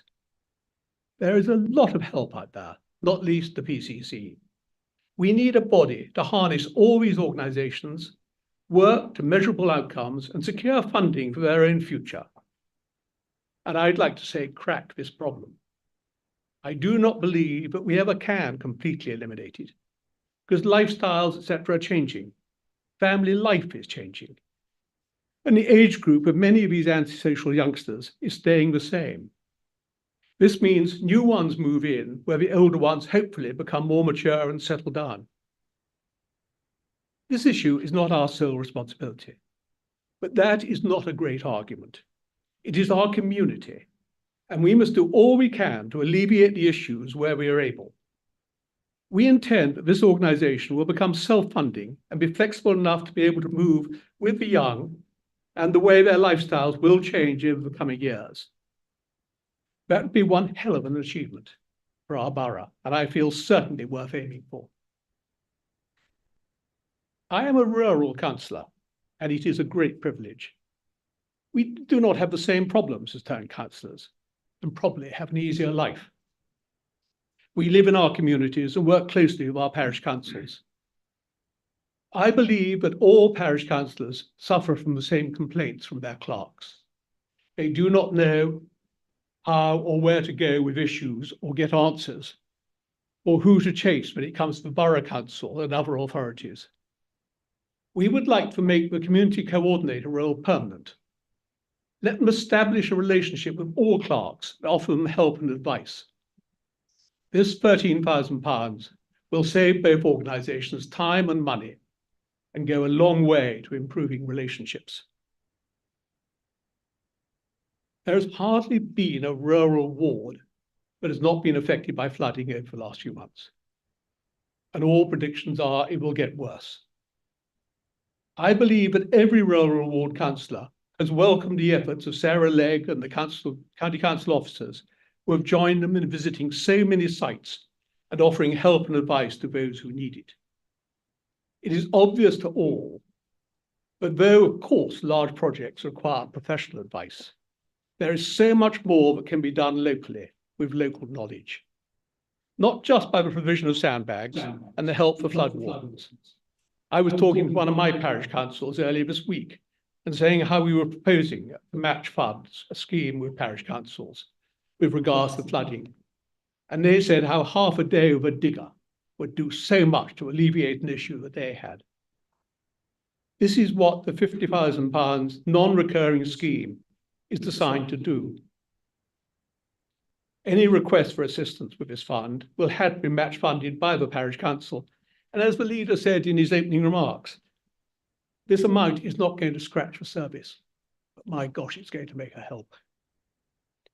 It will also enable parish councils to ensure that local flood plans and neighbourhood plans have taken into consideration all risks and identified mitigations, including protections available to those homes identified as a concern.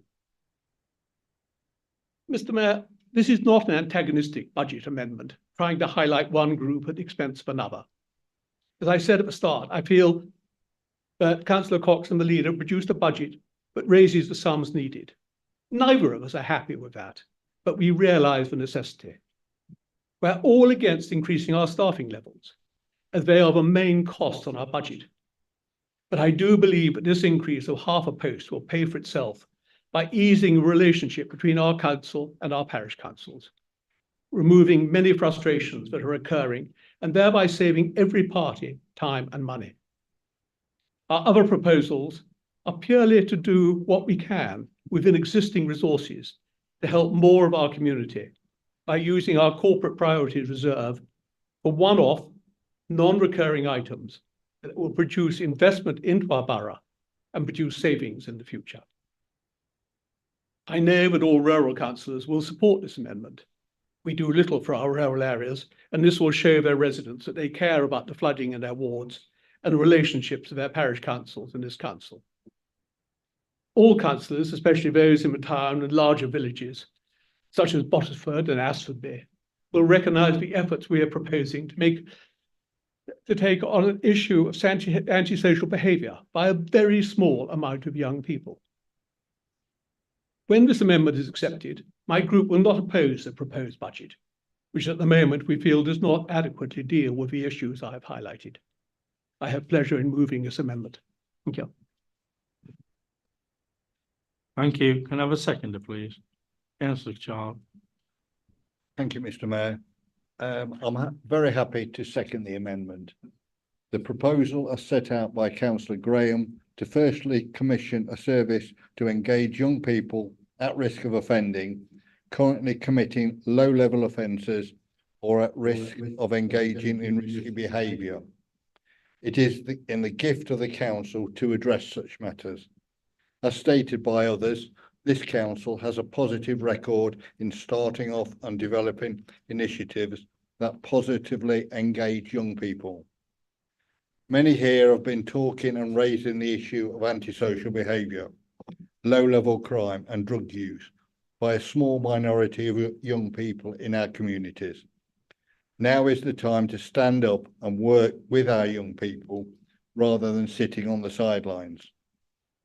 Our proposal to increase support for parishes and to start positively addressing and looking at solutions to reduce the impact of flooding again is one that is urgently required. And as the planning authority, we should be taking a lead and asking others to follow. Positive engagement has taken place, but if we lead it, then that makes other agencies come to the table and do their bit. Most of these proposals are one-off that are doable because we left this council in a decent financial position. Our proposal to review all services is set out to ensure that going forward, this council is delivering services it can afford and are important to our communities.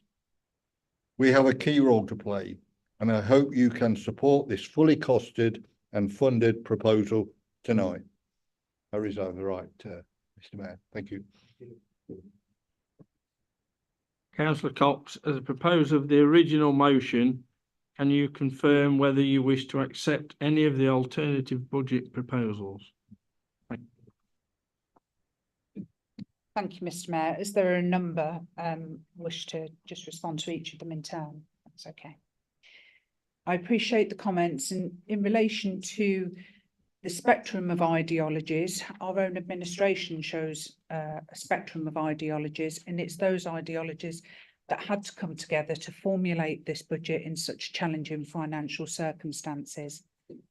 I also appreciate the financial position we took over from, and I totally understand that that must have been very difficult as a previous administration, as that challenging financial situation was created by central government that has left us in this situation and continues to underfund this council.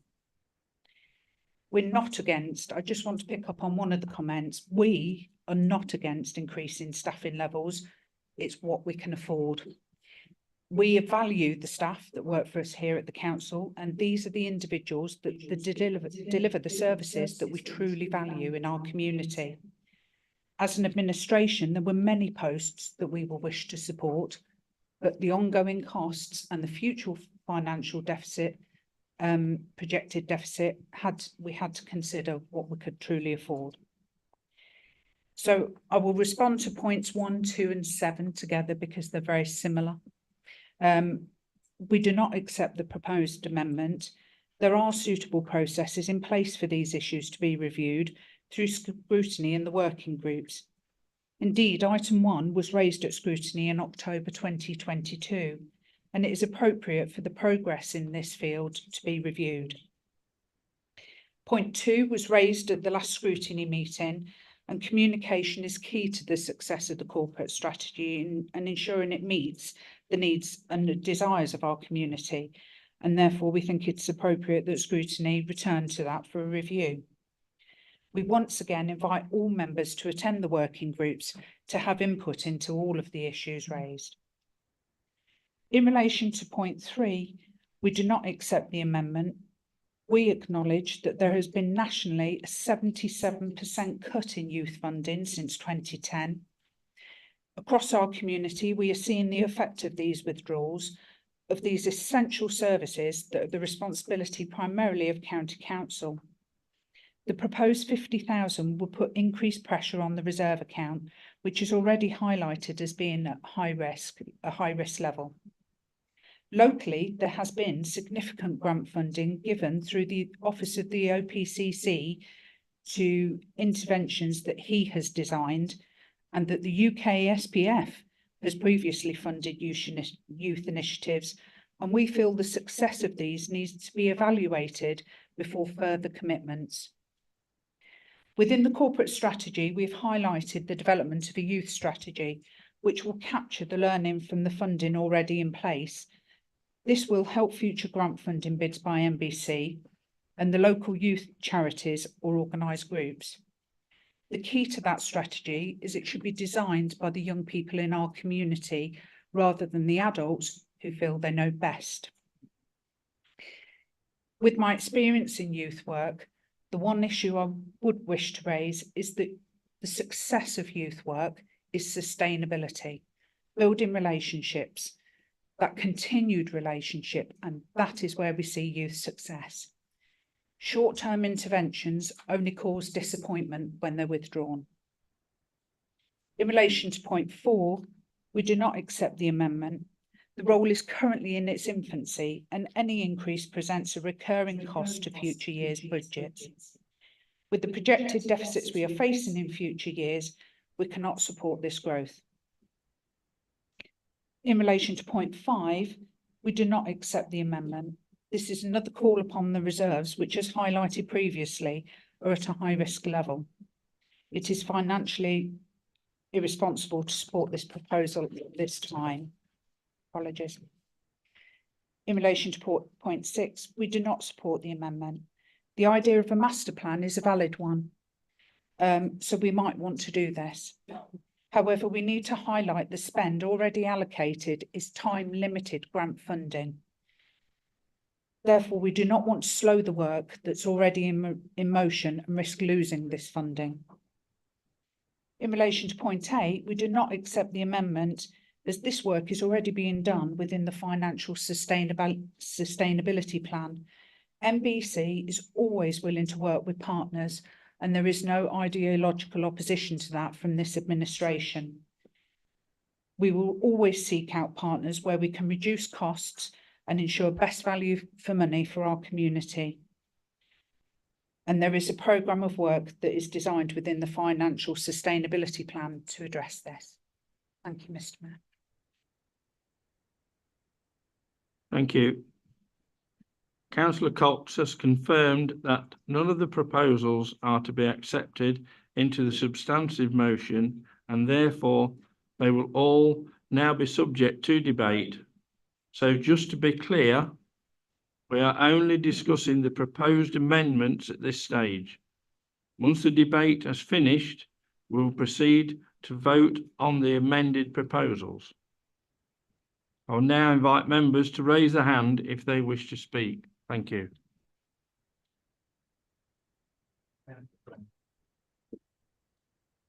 Thank you, Mr. Mayor. Disappointing, but not surprising. This council has got a long track record of actually initiating projects, especially youth projects, one which is the Melton Downing Hub. I was heavily involved in that, along with a number of people in this room, and also with Councillor Posnett, who's now a county councillor. That started off with seed funding, and look where that ended up today. We've done many other initiatives that have ended up, such as the Me and My Learning. I was part of that with the Universal Credit Scheme, and again, look where that is today. If we can't take risks as local leaders, local civic leaders, we may as well pack up and go home, because I think the only alternative would be that if we can't make something happen to tackle issues that's constantly being rammed home on social media, in the press, etc., and our rural communities are suffering. I was part of the team that went and dealt with the issues down in Frisbee on the Rake and the flooding. 10 homes absolutely devastated. And we're going to say here tonight, we don't care. But we do care on this side of the house. And we will continue to fight for those families. And for the fact that Councillor Allnut said that Severn Trent and other agencies, we've engaged them in Frisbee, they're out there, and they're actually, tonight I have an email criticising the decision making of this council on some of the planning applications in one of my main villages. So it's not just the responsibility of Severn Trent. It's not just the responsibility of the Environment Agency. It's also the responsibility of this council and each one of us. So I'm disappointed, accept it, but we will be voting for the amendments. And hopefully, when you're out there, guys, you can go and let the public know why you guys haven't. Thank you. Mr. Mayor. Councillor Evans. Thank you, Mr. Mayor. I have to follow that speech and say how disappointed I am that all these items have been rejected. That doesn't seem a considered response to me. That just seems politics, which surprises me when I see so many independents supposedly on that side who should think, I hope, for themselves. And not one of them, I presume, will be voting for this amendment. The leader said he had sympathy with people who are flooded. Isn't it about time that the leader actually put that into stopping having reviews over flooding and actually set aside money? If you vote against this amendment, there will be no money next year to remedy any of the flooding, because it won't happen. It can't happen because he will not have the money to do it. You have to make that decision. Along all of my 3 wards, every one of them has flooded properties in it from this year. Every one of them. Every one of them, the parish council has a fairly cheap, inverted commas, compared to some things, way to remedy that flooding. And they are ready to initiate that now. However, it looks as though once again, Melton Borough Council is just going to supply some sandbags. I'm sorry, we all know that flooding is going to get worse. It's not going to get better. We don't know. We've had flooding even in the summer. And I'm fed up of standing here. This is a small amount of money, really, relatively, to be assigned there. And I'm assuming every one of you over there has decided you can go to the residents of my wards and my parish council and say, nah, doesn't matter, you'll get flooded again this year. And again, Long Clawson, the pub there has been flooded 3 times in 5 years. The doctor's surgery was within inches of being shut down by sewage going into it. We have a remedy for that, which if you vote for this amendment, can be enacted now, not later, but now. So think carefully how you vote, because I believe, in particular on that amendment, you should vote for it, not surprisingly. There are other amendments. I'm not going to speak to them because I don't feel it's the right place for me to do that. I don't have the knowledge that some of our other councillors do have on youth. But I honestly, strongly believe you should pick and choose on these amendments, not follow what I would call a political view of, nah, we're not listening because you're from another group. Thank you. Councillor Carter. Thank you, Mr. Mayor. I'm sorry to say this. I don't like the comment from Councillor Brown saying we don't care. We do care. All of us care. We're here for the borough. Sorry. Thank you, Mr. Mayor. Councillor Holnett. I think I just heard from Councillor Brown that in his parish, they're complaining about planning applications. I think I heard him say that. I don't know which ones they are or when they were passed. Well, would he like to clarify what he said? He's mentioned planning and Severn Trent. Yeah, I'm not complaining about planning applications. We have no objection to new development. We accept that new development must happen and should happen. What it is that Severn Trent have commented that some of the discharge of conditions and some of the sites in Frisbee has not been adhered to correctly. There's an email tonight which you may, some of the officers have had an email from one of the officers. Not the point I'm making is there's consequences to building and housing without infrastructure, and unless we do something, it's going to be very difficult to protect further homes from flooding. That's the point I'm making. I'm not criticising house building. I'm grateful for that clarification. So what I've now heard is that Severn Trent are saying we're not discharging the conditions. Now, I don't know when the housing was built, over what length of time the conditions have not been discharged. It might have been not entirely this year, it might have been prior to this year. And that was the purpose of the questionnaire to all parishes in the autumn, because I sense that this is the case. And perhaps we should be thinking about £50,000 for more people in the enforcement area, which I've been trying to fight for as well. So that is a fair point, but it's not quite correct to say this is the fault of this administration. It's over a long period of time. Regarding Councillor Evans' comments, I think he said sandbags won't do it, and that therefore something else is needed. So the £50,000 that's posited to be withdrawn is for other items than sandbags, whereas I've heard from other members of the opposition that we want sandbags. So I'm getting a bit of a confused picture as to what it is you want. And as I've said, I've been flooded more than twice in a pub, so I have more than sympathy, I have empathy, and I do care. Drawing down this amount of money is not going to go very far. It's a gesture. It's a fig leaf. It's gesture politics. I know what game you're playing. You want to cast us as the villains. I'm trying to promote a thoughtful, planned, thorough response to this crisis that we're facing. And I think that's the right approach to do it. Just picking off 100,000 quid off of reserves and jeopardising other aspects of our policy as a council and jeopardising our year 2, year 3 position, that's irresponsible. I don't say that we shouldn't continue with our efforts within our existing budgets to do things. And yes, I agree, seek match funding. I floated that with, if I can pardon the pun, I did float that with Councillor Pritchard and Councillor Mason some months ago. I think that is a good way to go. And to be quite truthful, that's why I wanted the questionnaire out to the parishes. I wanted them to start to own the problem. And I posed that question already to 2 parishes. So I think it's not a political gesture just to dismiss everything, but it is a political gesture sometimes to promote a sort of shopping list like a kid in a sweet shop, as though that's going to be a panacea. It's not. It's a flash in the pan. And may I say, Mr. Mayor, there's one other important error in this document. The phrase is alternative, not alternate.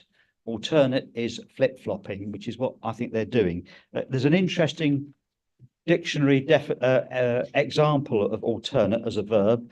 It says periods of elation and depression, and that's not unlike the budget processes at times. It's a period of elation and depression.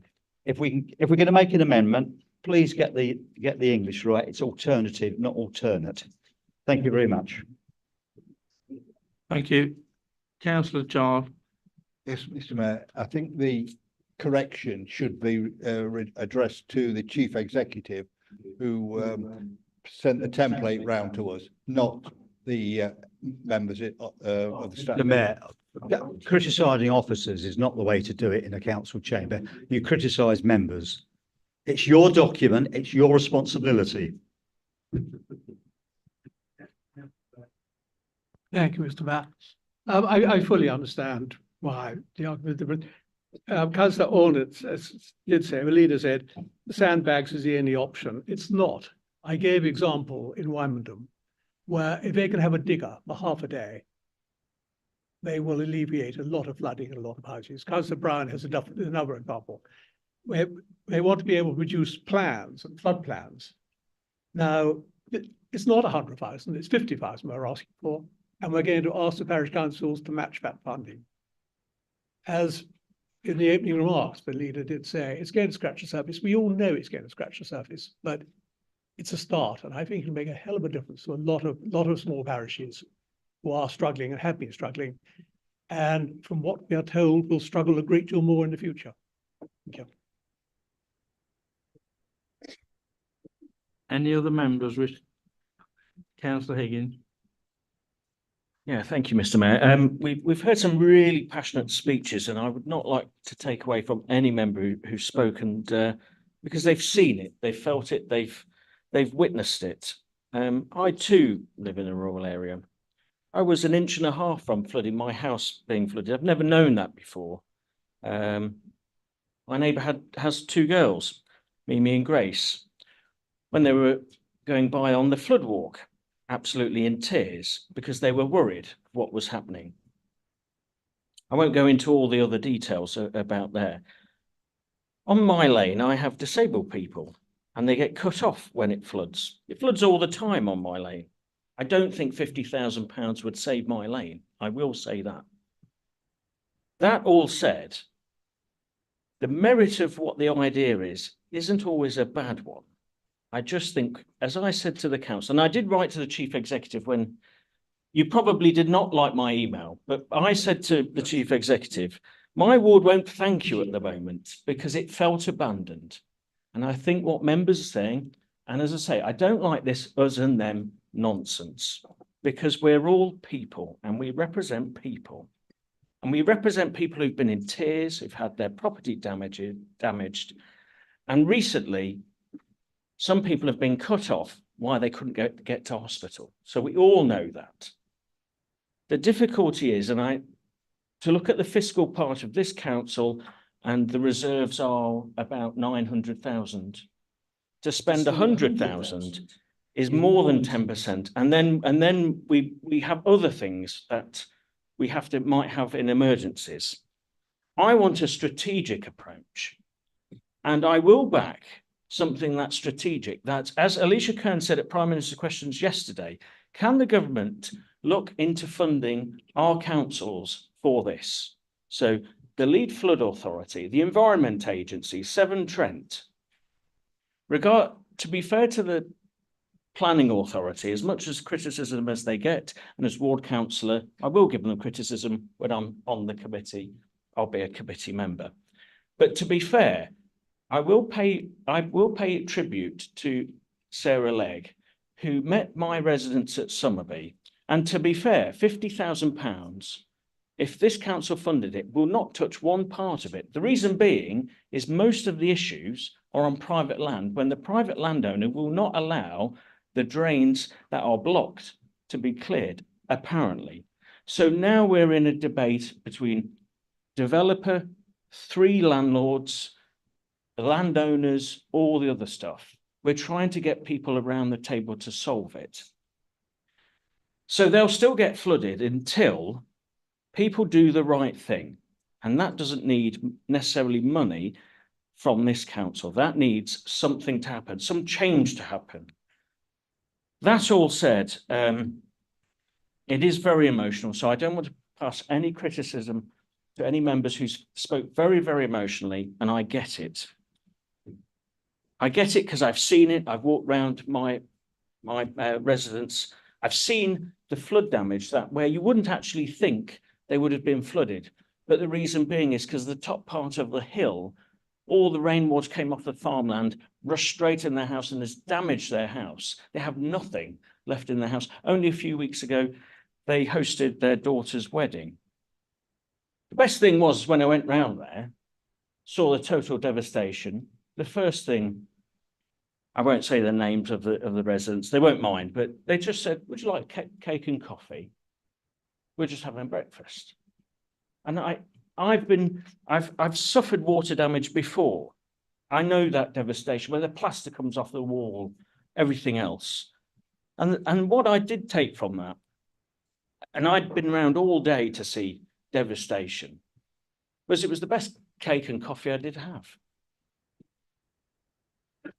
But they've only wrote to me today as well, and we're still trying to sort out with the insurance company, everything else. We've got to have a strategic way of resolving this.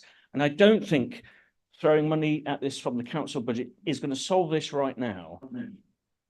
We've got to all commit as 28 councillors and those who are at Leicestershire County Council and those at the Environment Agency. And as Prue Chandler would say, if she was still a councillor here, Severn Trent as well, because Councillor Higgins, if you can just wind up, please. I am just about to wind up. That all said, this isn't us or them or he or she or left, right, Conservative, Labour, whatever kind of way about it, or that you care or you don't care. I think everybody here cares. Let's try and solve this strategically. Let's take this away. Let's have a workshop, all 28 of us. Let's come here with our officers here and let's see how we can lobby the Environment Agency, Leicestershire County Council, Severn Trent and central government. Thank you very much. Councillor Cumbers. Mr. Mayor. It's right, it's about the flooding. We've always had flooding, and I think the leader was right that we've not done enough. We're going back, I think it was to about 1999. I think that was the time, and Melise will remember it too. That the flooding across the borough was a lot worse than it has been now. And that must be difficult to believe. It was almost everywhere. And what was particularly bad, of course, was what was going on in the town. In the town, we had the parks were completely flooded. At Aswarby, I can remember one house where all they could do was open their front door and their back door and let the water go straight through. Imagine that as a nightmare. The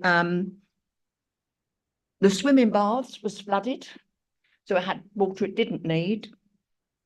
And it was horrible. It was everywhere.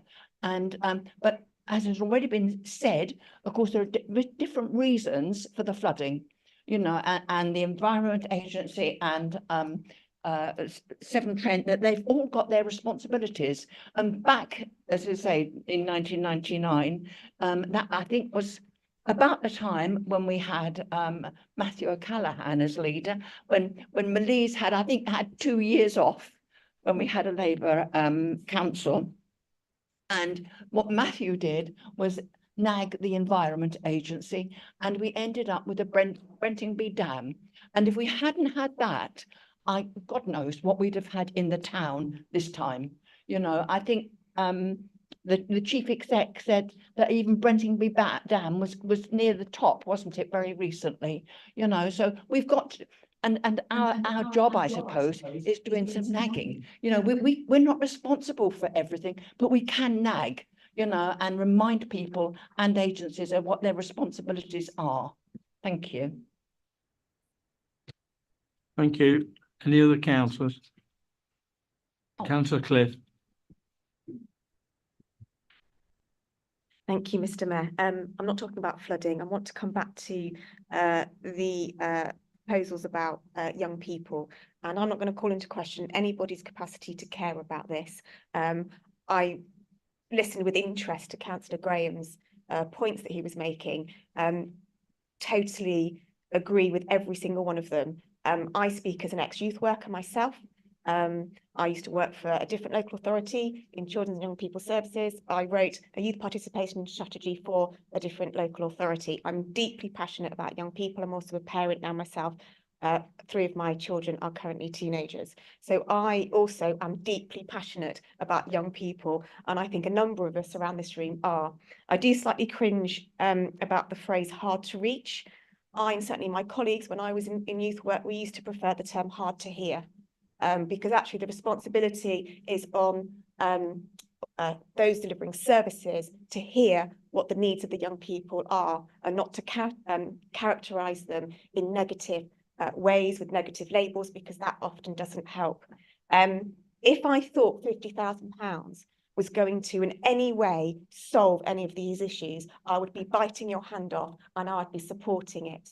Unfortunately, in my experience delivering youth services, what can happen with these things is someone can fly in, do something really exciting or even meaningful in a small way, and then leave again when the money runs out. You've raised expectations, young people and families feel let down, you've actually burnt bridges of trust, and you've actually done more damage than had you not taken a more long-term strategic view.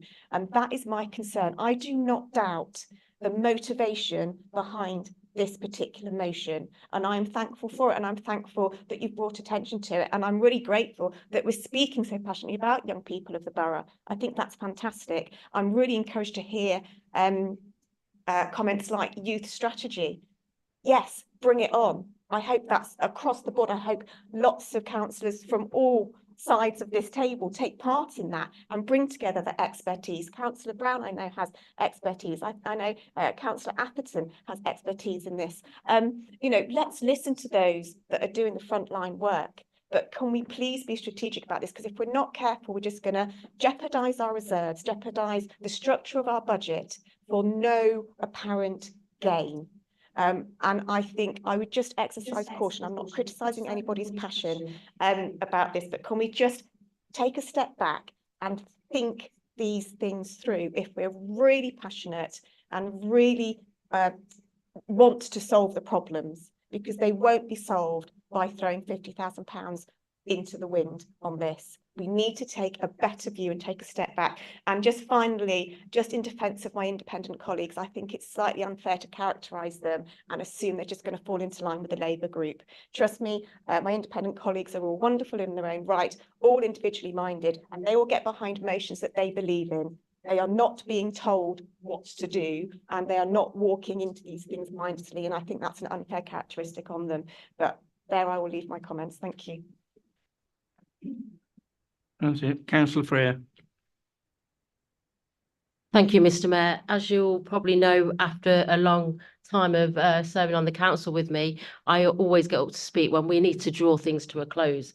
As a high school teacher, I work with teenagers every day, and I don't think that the amendment putting forward to put some money into a pot to look at issues with the youth was any way less than strategic. And at no point did it say it was going to solve youth issues. What it did was put it into a project that could be sustainable. I only wanted to clarify that part, and let's take it back to what we were actually debating, which was cabinet recommendations to the council. I think we've gone a little bit off track, and I think if we can bring it to the actual point that was on the agenda, then we can forward ourselves and do some real good work as community people like we all are. Thank you, Mr. Mayor. Thank you. Any other councillors want to? Any other councillors? You've had your question, sorry.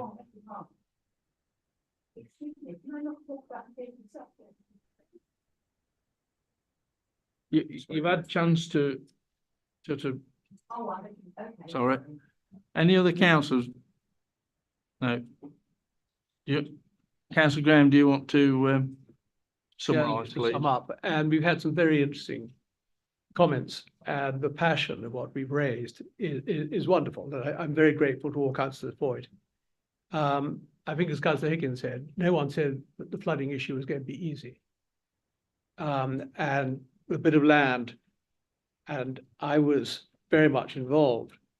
The actual Brenting bit, which it was on Councillor Holmes's patch at the time. It's now on my patch, but we had a boundary change since. But it grew from Keith Aubrey on a train with somebody from the Environment Agency. Was how the initial scheme was kicked off, and then Matthew was the leader and took it on from there. And I well remember getting the telephone call saying there's water in the pool, which was a bad day as well. So we have always had, and it brings in a whole new language, and Councillor Higgins will know, of riparian landowners. And it is their responsibility to get the water off their land unpolluted. It don't have to do anything more than that, but as long as it leaves their land unpolluted, that is their responsibility. And I've had 3 of my parish councils who had flooding, but the main one was Wymondham, where they did say, look, we can do a lot with a digger for the day. Sandbags are not always the answer, but they are an answer. And if they could have a stock for when it's needed, because normally there's some warning. And it is a confused picture. One of the residents said that you can get a snake, which you can divert the water with. But my immediate reaction was there's always an end to the snake, and maybe the neighbour just next door to the end of the snake might not be too pleased. But all those things can be looked at if we have this pot of money, a moderate pot of money, which will be doubled by parish contribution. And so I would urge you to think carefully about that, because you're absolutely right, it's only going to scratch the surface, but my gosh, it's going to make a difference. And I totally agree with Councillor Cliff. Very eloquent. Thank you very much for saying what you did do. But again, it's got to be sustainable, and this is why we're only proposing to fund it for a year. A body, we've got to start somewhere. If there's nothing in the budget, we can't start. And what we're saying is, put the money aside, put it in the budget, and then let's all get together and see, because we have got this problem. And I know one shouldn't prefer, and I've take on board the rocket for hard to reach. I'm sure there's another word that I should be using. But as I said in my speech, a very small section of young people, 99.9% of them are absolutely brilliant. But they are making life intolerable, those ones, for our residents. And again, if we could just have this one-off pot to get something started and make certain that it is sustainable from then on. It's not going to be continuous funding. But I think if we can get an organisation which knows it's got to go out to fund itself, then we've made a start. So with that, thank you very much, Mr. Thank you, Councillor Graham. We'll now proceed to the vote, and this is whether we accept the amendment. It's not.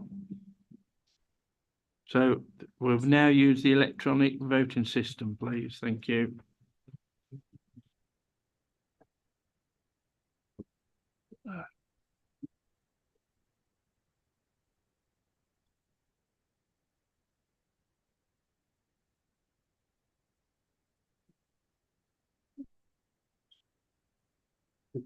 The motion has not been carried.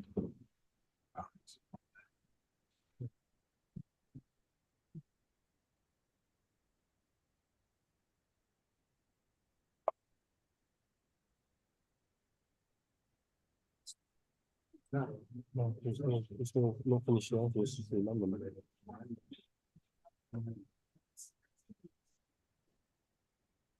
No, so now we return to the substantive motion, so we're now return to the substantive motion.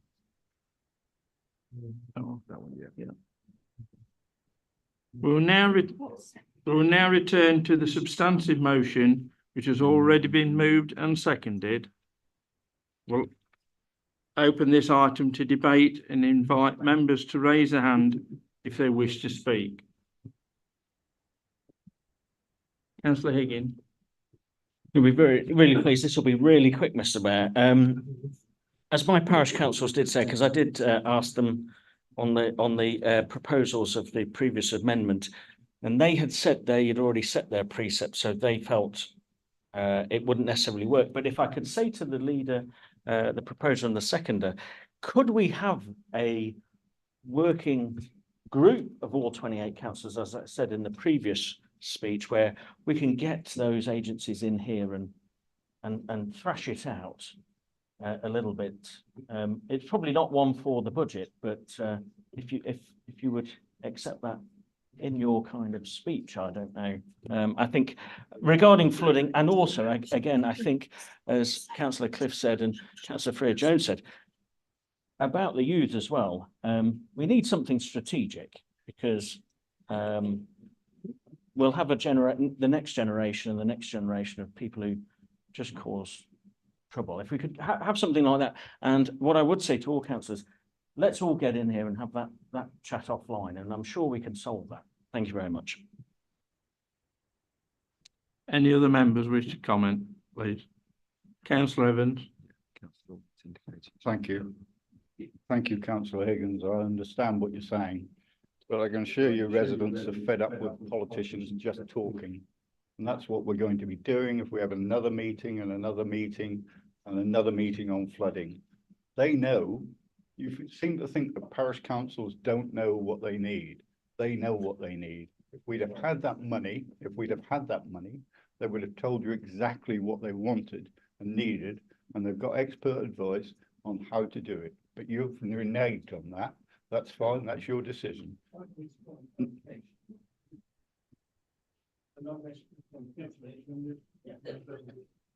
Yeah, could I just finish? You've given me a chance. You made up the decision as a group. You are a group because you keep voting en bloc, even though someone said you're independents. You're not, you're dependents. You're voting en bloc. You're not listening to anything else, which is fine. I've been in opposition, as you know, Councillor Higgins, most of my career as a politician. So it's fine, but all just don't hide behind some kind of curtain here. You are a lead group. It's your decision, as our leader has said. If you want to stick together and look at your budget and not listen to anything else, that's fine. But stop hiding behind any kind of curtain here and say we're going to talk it through. You will not have a budget this year to address flooding or the youth problems. Thank you. Okay. As I started that speech, I had raised this point with all my parish councils. All three of them, the chairs, said they didn't think it would solve anything. So they've written to me and they said it wouldn't solve anything. One, as I said before, they had set their precepts, so they probably couldn't take advantage of this match funding. If you want to meet my parish council, Councillor Evans, that's more than fine. If you want to meet my residents, whatever. It's not a talking shop. As I said very passionately before, I just don't think we need this kind of oscillating between each other. Thank you very much. Thank you. Councillor Olnett. I was asked a question and I'm going to answer it. And I was also asked a question earlier from Councillor Orson. I was very clear that we are gathering a lot of information from the parishes now, and it's important that we corporately assimilate the information and set out our stall in a methodical way. Now, I understand that Councillor Evans would want us to charge like the cavalry into Long Clawson and do things. I'm all in favour of doing things. That's why I'm a bit against a lot of paperwork that goes on from the county about flood defence. Great reams of paper with strategies and plans, and basically it's just words. We actually need money and commitment. We don't have a lot of money. there's a lot of passion and commitment, and I have promised already since June that we're going to do this, but I'm not going to be rushed drawing down money from reserves that will tip us into the wrong side of the equation. That would be irresponsible. I want I want us to be in it for the long term and to really get to grips with these issues. And I agree, there are partners we can look to. And from day one, I asked our officers, just if there's an opportunity to get money in, they don't need an instruction from the cabinet, just get on and do it. That's fine. And then we've had some money in that way. So I would say to Councillor Evans and others who are concerned that we might be taking our eye off the ball, come and join the team, and I might pass it to you occasionally.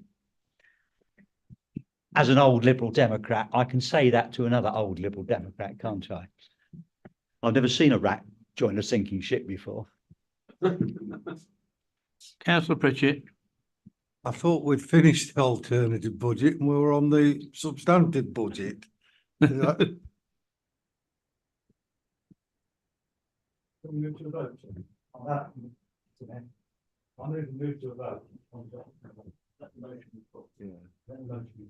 to be that second, that needs to be seconded, Mr. Mayor, so that motion's been put. Yeah. So if the motion to be put, so you need to ask for a seconder on the motion to put. Can I ask for a seconder then, please? Yeah. Okay. So then I'll just do a raise of hands. If you're satisfied that the debate has been sufficient on this item, then you're entitled to have that motion voted on, and then we'll move to the vote. It's a motion without vote. So, Okay. So yeah. So if you're happy that there's been sufficient debate on the budget, the motion to put has been moved and seconded. Now put that to the vote, and if there's enough members in the chamber vote for it, then we'll go to the vote. Okay. So just ask all those in favour to raise their hands if they're happy for the motion to be put. Yeah. Can I ask all members then if they're happy with the debate that we've had on the motion, that if we can then, if they're happy for it to go to the vote? Just to be clear, Mr. Mayor, so this motion to put requires members to say we're ready to go to the vote on the budget. So it's been moved and seconded. So now members need to just confirm whether they wish for the motion to now go to the vote. If you do, please raise your hand now. Thank you. That's carried, Mr. Mayor. Thank you. That's been carried.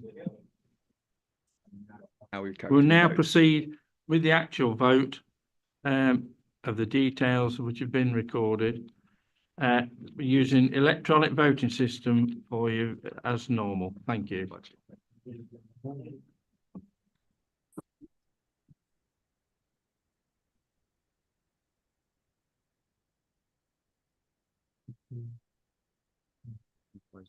That's right. Yeah, that's passed. Yeah. Yeah.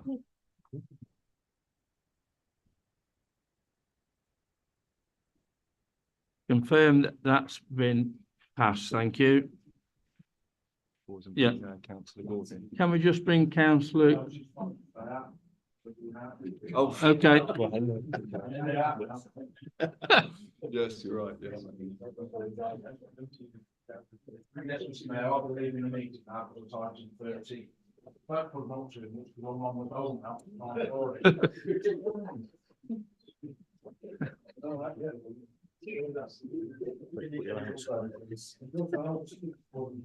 Right.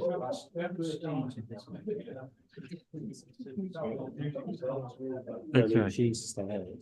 Thank you very much. I know we're all getting a bit tired, so perhaps that's why we're all laughing.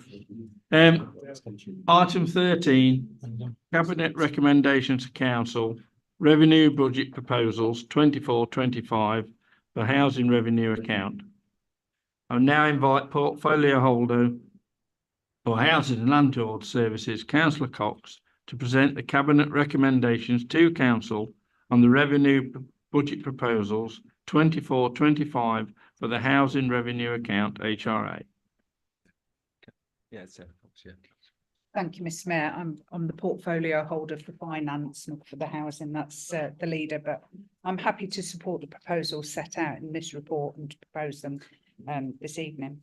The current year shows the challenges that the HRA also has faced with regard to inflationary pressures, and the additional investment income that's been generated over the last year has helped to mitigate these rising costs.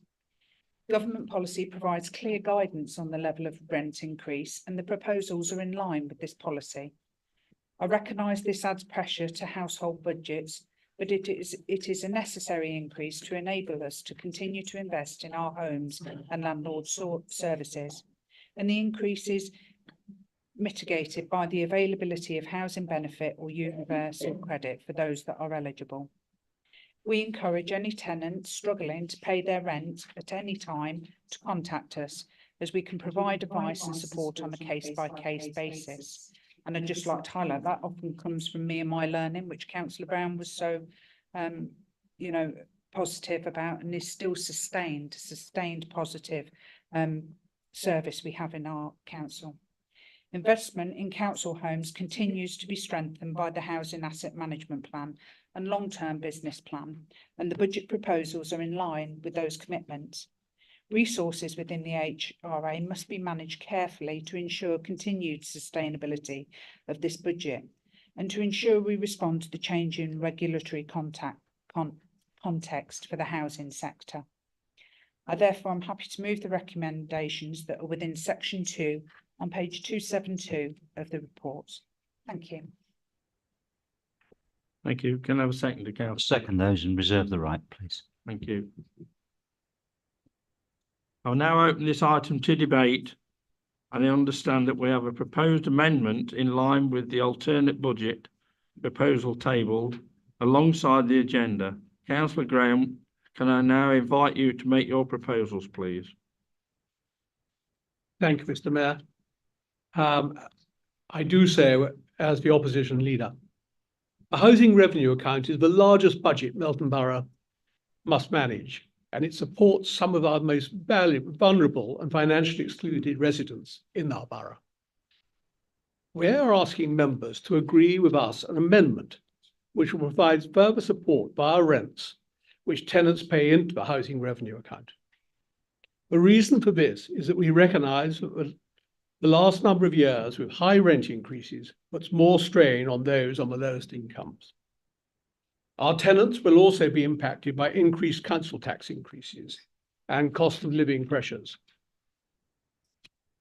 Melton Borough Council is their landlord, and we believe that we should support people to overcome financial hardship and become more independent financially. However, when people can't afford the rent or to top up their gas or electric meter, looking to the future becomes hard. Our tenants are mostly on low incomes, dependent on universal credit to support wages, or even dependent on state pensions and tax credits. Therefore, we should all recognise that our tenants will be of greater risk to financial challenges and changes in the external environment. Our proposal is to give officers the flexibility to work with tenants, identifying those in financial hardship and using an e-voucher, voucher and support scheme to help with things such as energy debt, top up of utility meters, where people have payment keys, and other debt that may impact on paying primary debt, such as rent and council tax.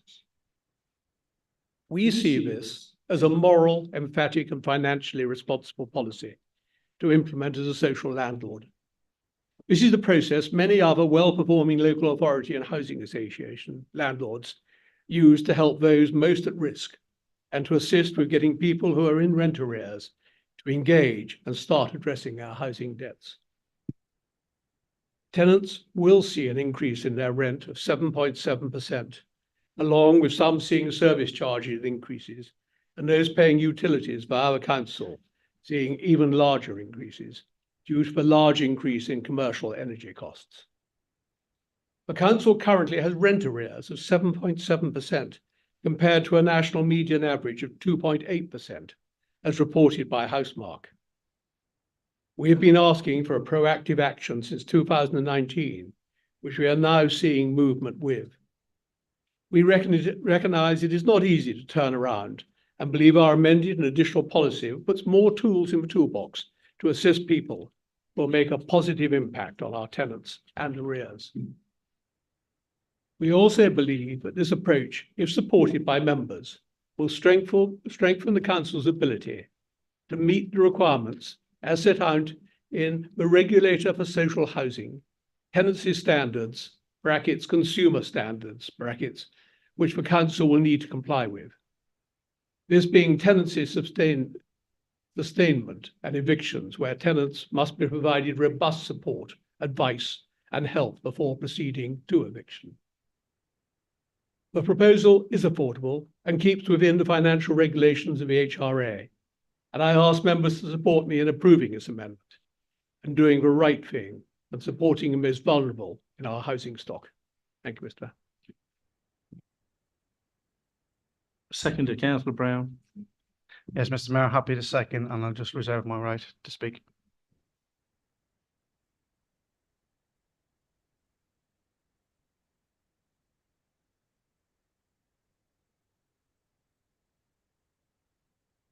Can now put this back to Councillor Cox as proposer of the original motion. Can you confirm whether you wish to accept any of the alternative proposal? Thank you, Mr. Mayor. We cannot support the proposal. The creation of a 50,000 hardship fund from the HRA is in effect making tenants who pay their rent subsidise those with difficulties. This potentially is low-income families carrying the burden of supporting other low-income families. I'm glad that the Leader of the Opposition acknowledges that the cost of living crisis is not over. And there is a larger issue at the moment with the potential withdrawal of the Government Household Fund, which has supported many families across the district and met elements of the proposal put forward by the Conservative group. I would encourage all members across the chamber to make representations to the government, who are due to make a decision on the household fund, I believe in March. Locally, the housing team have just launched the Housing Perks scheme, where residents will be able to access discounts on shopping and energy vouchers. And whilst this is not my portfolio, I also want to add that we have taken a number of measures to put early interventions in place for residents, and we've been passionate in doing so. There is additional support from MADMAC in the town, and housing officers are following up as soon as tenants miss their rent payments by 1 or 2 weeks, as we are aware that debts can become spiralling and people don't understand how to get themselves out of that position. So that early intervention is already seeing some effects on housing arrears reducing. And while we know there will be peaks and troughs in that early intervention is working at this stage. Thank you.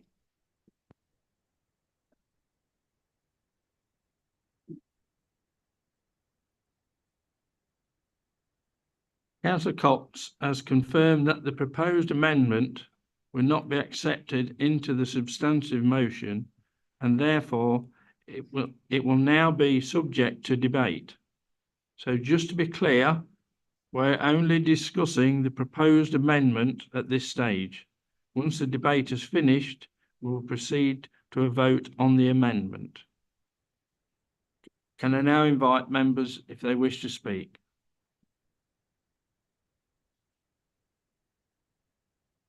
Councillor Brown. Thank you, Mr. Mayor. As someone who's pretty senior in the housing sector and working across with the National Housing Federation and Chartered Institute of Housing, I do think that's a short-sighted decision, because we are a landlord, and I'll explain in a little minute what that is all about. We all know that our tenants will be mostly in the lowest socioeconomic bracket and struggling even more now due to the cost of living and low wage economy of Melton Mowbray, mainly, and the rest of the borough. Most of our tenants will depend on state pension, universal credit top-ups to help with low wages, disability benefits to maintain independence. Making ends meet is tough now.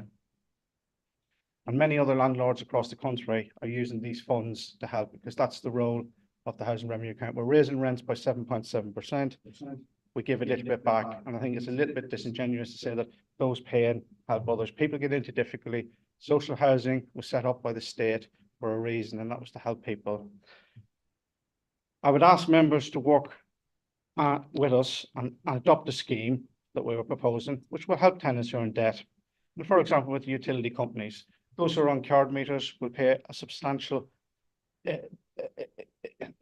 increase compared to what you will do if you're paying via a bill or the monthly direct debit. Also, to help people maybe get to work, you know, organisations across the country to help people get a suit, a bit of bedding, etc. Also help them heat the home. Because if tenants aren't heating the home, it's costing this council money. So for a little bit of money, we're maintaining our homes, reducing the issues such as damp and mould. And we talked earlier about Obb's Law. You know, these are serious issues that are going on in our social housing across the country, and Melton will be no different. The fund can be used as an incentive to engage with our tenants.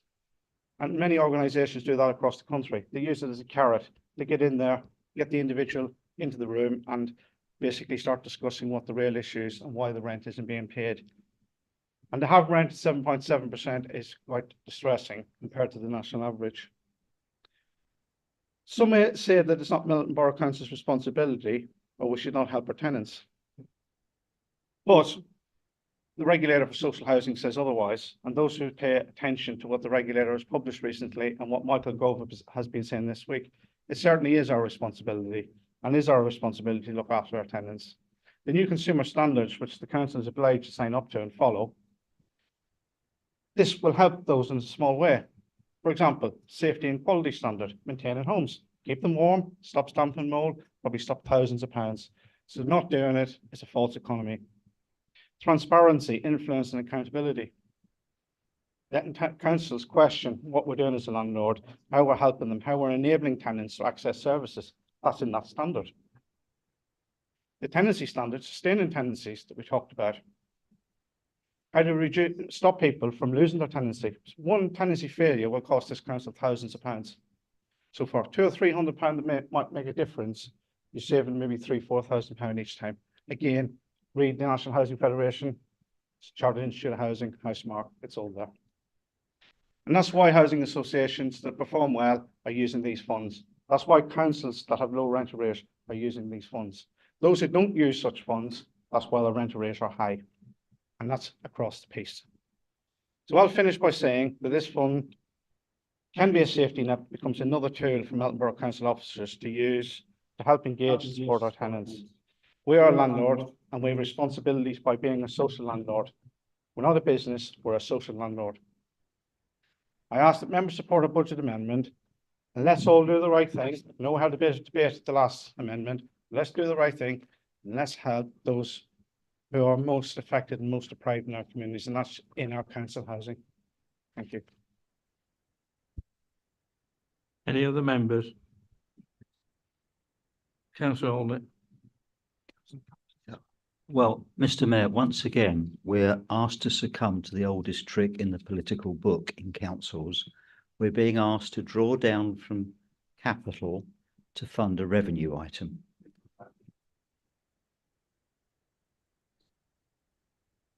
You're asking to use revenue on this? Yeah. If I may finish. We're being asked to draw down £50,000 non-recurring, a one-off. Now, what we need is sustainability. I'm very pleased that what you were saying was that until recently, our rent arrears were exceptionally high. And I'm very pleased to hear you say that we're getting them down, and that has been acknowledged. So that's a good thing, isn't it? We're going in the right direction. We're being asked to help our tenants. That's a good thing. I don't mind that. But non-recurring, that's the problem. We're back to this issue of diverting cash for a non-recurring activity. That's what it means. Well, that's what it says, non-recurring. I'll give way, certainly. the whole point of the fund, and this is what all the National Housing Associations and councils do, is we're in a cost of living crisis. I would hope we come out of that cost of living crisis or it eases. So we will review it. You would review it as the administration. So next year, hopefully the rental rates come down. Hopefully people have more money in their pockets. If they haven't, we'd have to revisit it. But you do not want welfare funds going on continuously. It's a piece in time, and that's what most serious organisations are doing. So that's all we're asking. We're not asking, it's doing it for the right reasons. This is not a political gimmick. It's something that we wanted to do when we were in administration. It's just something we want to do to help people. I have people, a small number of people in my ward, and they are struggling in the council houses. And that's all it's about, Councillor Alden. This is certainly not a political game for me, because this is what I do. This is what I'm quite passionate about. This is what my colleagues are quite passionate about. So I'm taking the politics out of it. This is not about us and them. This is about doing the right thing. I'd be glad you're taking the politics out of it, in which case you'll acknowledge that we are doing some other things, for example, through the PERK scheme, where we think the money will be better directed. So I acknowledge that there are people suffering, been suffering a very long time. We had the government withdrawing the household support fund just this week, I think, just the last few days. There are other ways we should be doing it. What we're saying is that this is the wrong way to do it in this direction. There are other ways we can support, better ways, and we've already started doing it. We don't need to wait for this. We've already started doing it now. And I think this is a bit of a gimmick at this stage because it's non-recurring. Councillor Cumbers. Thank you, Mr. Mayor. The cost of living crisis has affected an awful lot of people, not just council tenants. And most council tenants are not in arrears. I understand they're not in arrears, and that includes people who are on benefits. Most are not in arrears. So some are managing to cope. And but I do think, well, we know budgeting isn't something that children learn at school, and if they don't learn budgeting, well, they're going to be hard up. And Councillor Graham will remember a resident many years ago, and he was awash with debt, and I can remember you pointed him and helped to get him to get advice and budgeting, and he sorted himself out.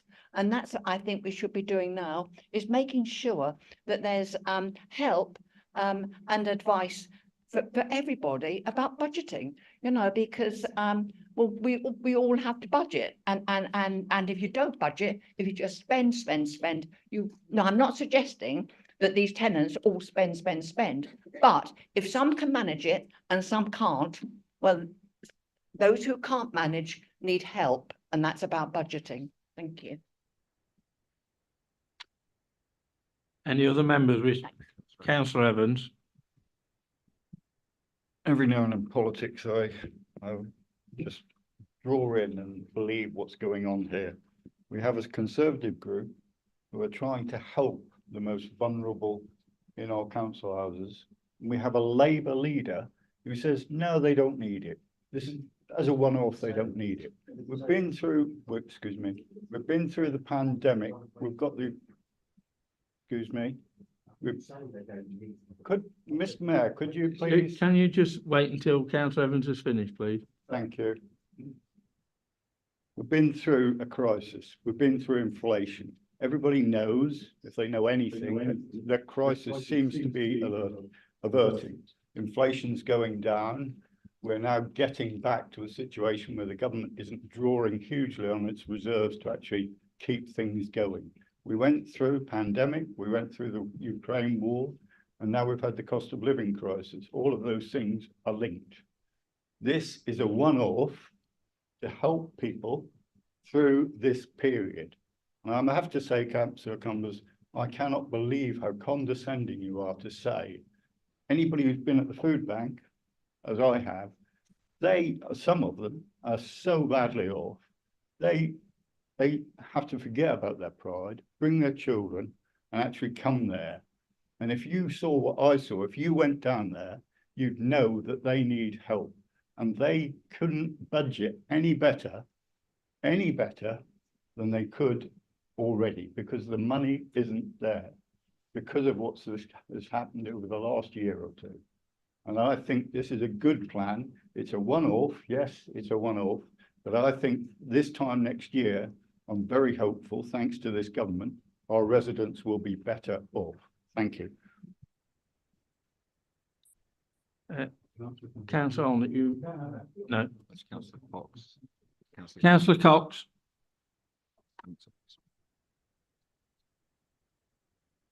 I've listened to the comments and I find it quite frustrating. I, like colleagues across the floor, work in the food bank, and what I have seen over the last year is an increasing number of people in working poverty.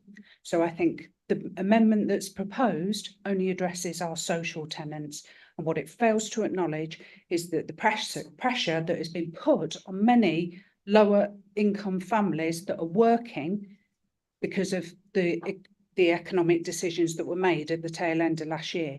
And I think it's very naive to just focus on those within the social housing element, because we're trying as an administration to address support for all of those different groups, and in particular spreading the support to groups that are working. Thank you. Any other councillors want to? Come in. Can I come in, Mr. Mayor, just before the debate proceeds, I'm mindful we're approaching our 3-hour time limit for this meeting. So if you wish to conclude this item and the subsequent items this evening, we would need someone to propose an extension to the meeting beyond 3 hours to second, and then for the majority of councillors to vote on that motion, please. So can I invite you to consider that, please, Mr. Mayor? Councillor Graham. Mr. Mayor, I would propose we continue until the business is done. Thank you. Seconded. A second, please. Councillor Olsen. Happy All to in- second Councillor Graham's Yeah. proposal. All in favour?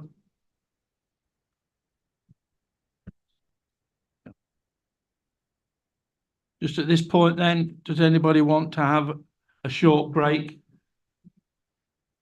Just a short break, I'm saying, yeah, I'm not. But Conclude this item. just, I mean, we're at a stop point now. Does anybody want to have a short break? I don't mean to carry it. I mean, I don't mean for the 9:30. I mean, just for a comfort break. No? Okay. I think you had Councillor Brown, I think. Yeah. Councillor Brown. Thank you, Mr. Mayor. I was studiously trying to avoid getting drawn into this political debate. And for fear of contradicting Councillor Evans, I'm on the verge of breaking ranks.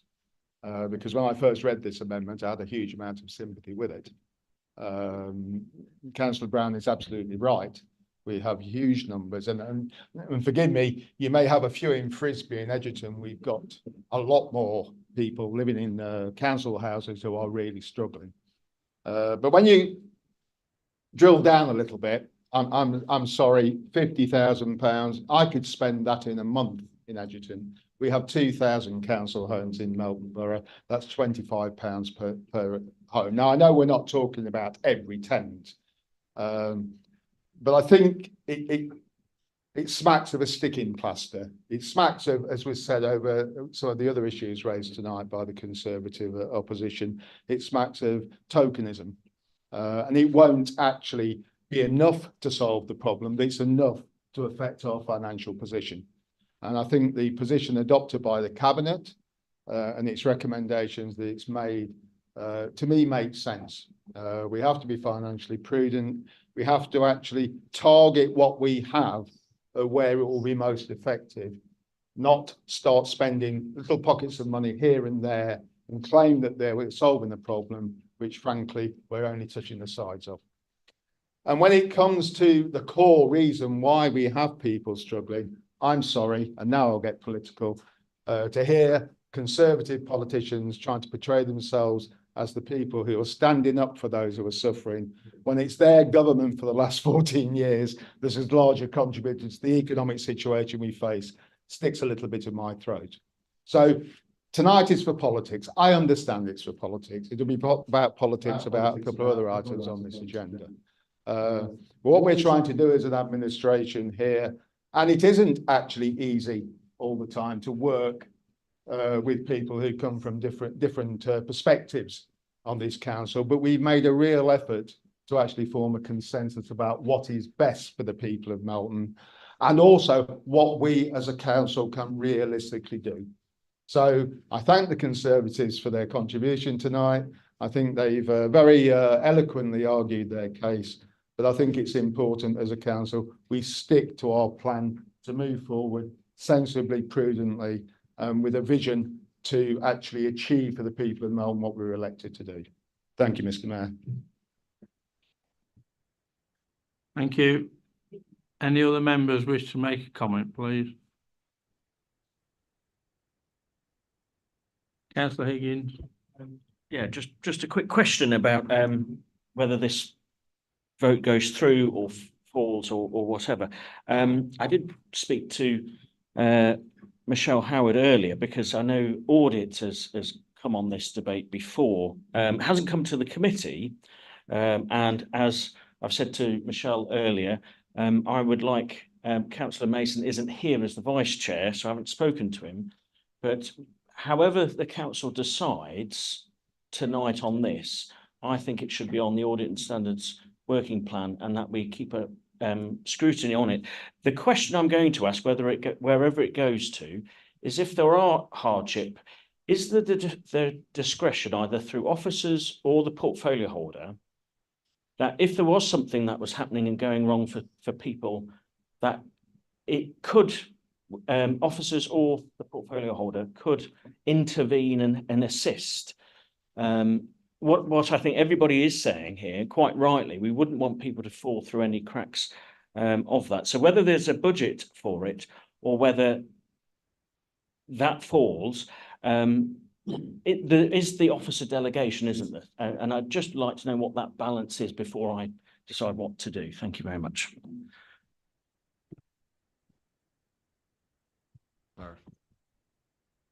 Michelle Howard, do you want to make a comment to that, please? Thank you. So just confirming in line with the delegation to officers or also working with portfolio holder on a case-by-case basis, we can use our discretion to support cases in individual need. Thank you.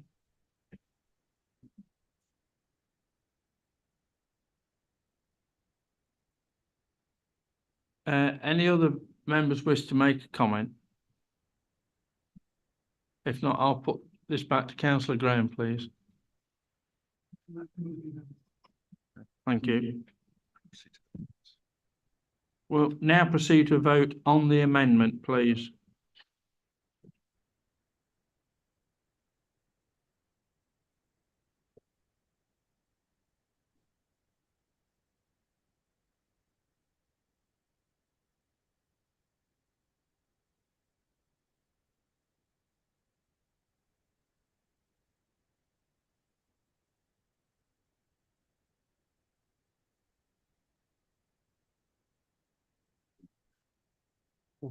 Vote against 11-4, so it's defeated. Okay. The amendment has been defeated then.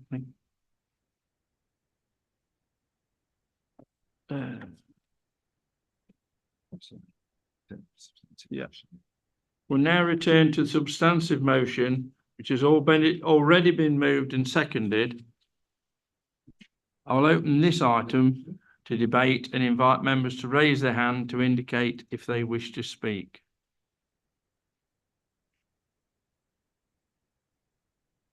No.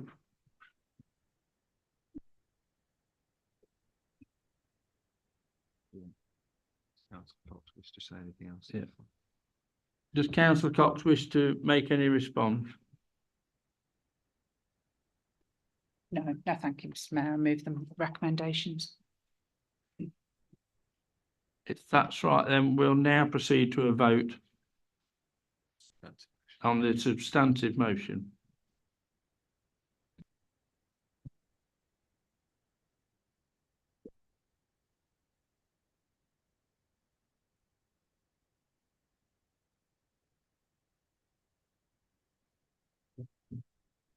Yeah, that's been carried. Thank you.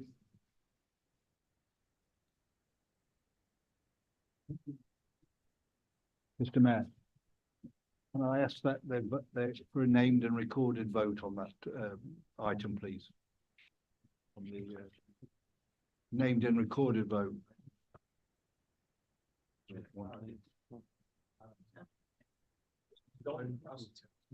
Yeah, unfortunately, the time has passed for recorded vote on the HRA item. If you wish your own vote to be recorded, you're entitled to do so. Can we ask the councillors to come back in, please?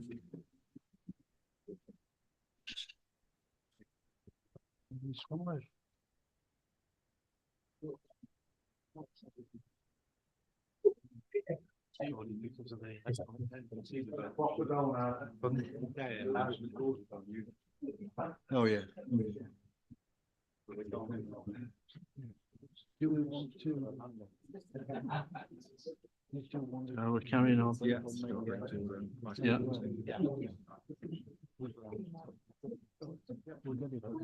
Right, welcome back, councillors. And we'll now move to item 14. Cabinet recommendations to council, treasury management strategy and prudential indicators 24-25. I will now invite portfolio holder for corporate finance, property and resources, Councillor Cox, to present the cabinet recommendations to council on the treasury management strategy and prudential indicators 24-25.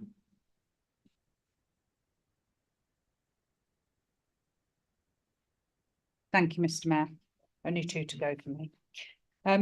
Throughout the financial year so far, I have repeatedly had the pleasure of highlighting the good work of our financial officers in relation to the investment strategy and treasury management for the council. Melton Mowbray remains top of the group, and for those of you who attended the treasury management training, we saw that Melton is actually one of the top performers nationally in terms of its treasury management. All of this with a low risk approach. I'm happy to propose the recommendations in this report, and whilst it is quite a technical paper, the various indicators and supporting narrative demonstrate how well we manage the council's finances in a prudent and measured way. They show how cash flow is managed to good effect and how well we manage our investments and borrowing in this challenging environment. As has been referred to throughout this evening's financial reports, with inflationary pressures, it is important we manage our cash flow well and maximise our returns from investments. This can mitigate to a degree the rising costs we face. Undoubtedly, this has helped us as a council this year cope with the financial challenges. Interest rates are forecast to reduce in the coming year, and therefore the team are focused on locking in much of our investments while rates are high to benefit from the high rates for as long as possible. I therefore am happy to move the recommendations that are in section 2 on page 296. Thank you. Please. Now, as I open this item to debate and invite members to raise their hand to indicate whether they wish to speak. No. If no members wish to speak, we will now proceed to a vote.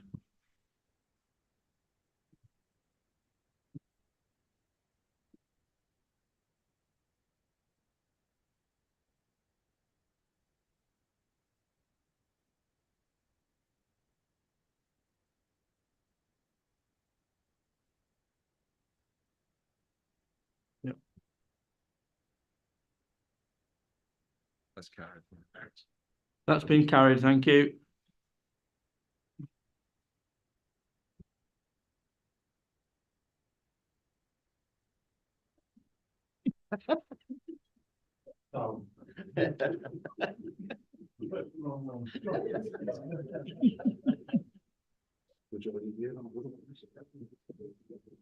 Item 15, Local Government Boundary Commission for England's electoral review of Melton Borough Council's boundaries, council size submission proposal.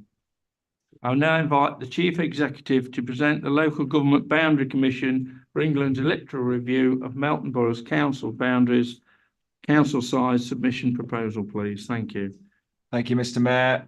Back in December 2021, Council were advised that the Boundary Commission for England were intending to undertake an electoral review of Melton Borough Council, which would be implemented for the elections in May 2027. They confirmed at the time the review process would commence after the May 2023 elections. An update was provided to Council in July 2023, setting out the proposed timescales and requesting the Constitutional Review Working Group to oversee the process. Subsequently, briefings to group leaders and all members were provided last autumn. There are two main parts to completing the review. Firstly, determining the council size, i.e. the total number of members. And secondly, determining the warding pattern.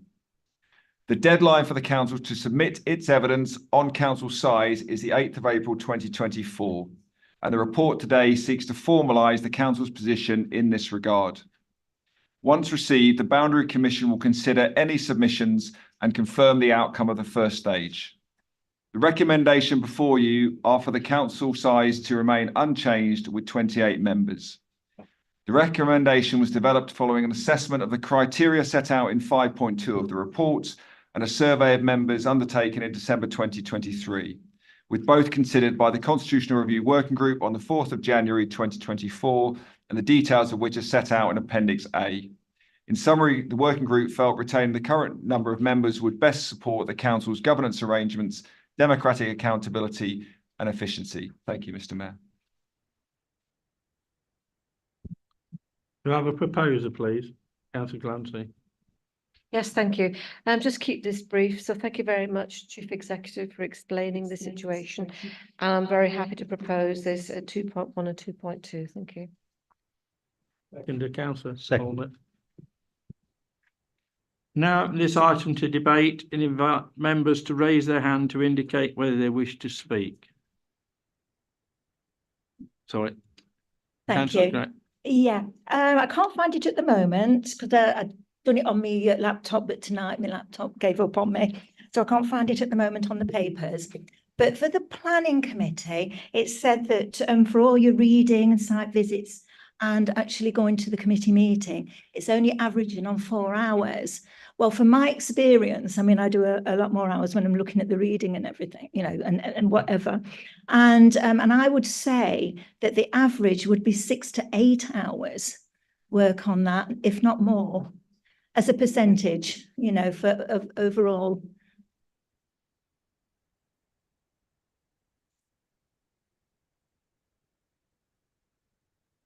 Yeah, just needs to be raised up, you know, perhaps to 6 to 8 hours. Yeah. Okay.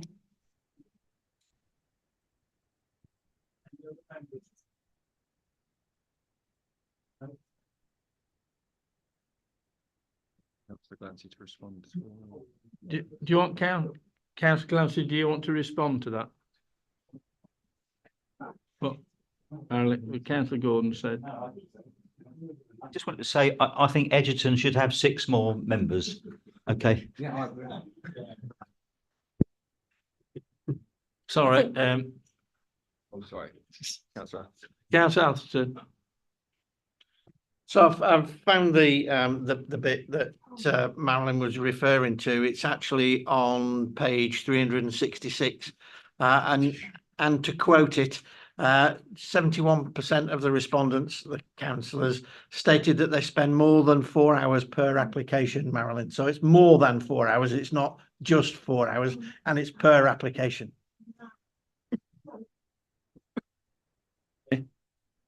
I still think a fairer approach would be 6 to 8 hours. I don't know what other members think on this, but I know I spend a lot of time on it. So just an average, a medium, if you like. And so I leave that with you for voting. Yeah, thank you. Thank you. Yes. Councillor Glancy. Thank you. Yes, Councillor Atherton is correct. I was just trying to find the page. It does say more than 4 hours on each application. So if you've got 3 hours of 3 applications, you could potentially spend up to 12 hours. So that is well in excess of 4 hours. Okay? Because some of us do spend a lot of time on planning applications. That's okay, thank you, Yeah, Marilyn. okay. Oh, sorry, could I just say though, that when it added it up, for the year, I think they said about 15, I can't remember, I'm still not got hold of that part yet. That it added it up to 120 hours. And for This the year. is what we signed up for as councillors. Okay, I just thought get it right. Right. If there's no other members wish to say anything, can we move to the vote, please?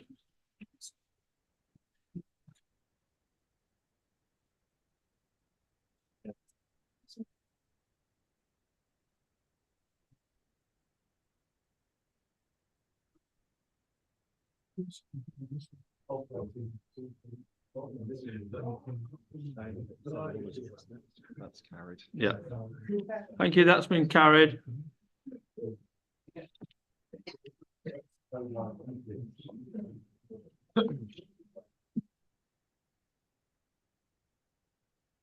Item 16.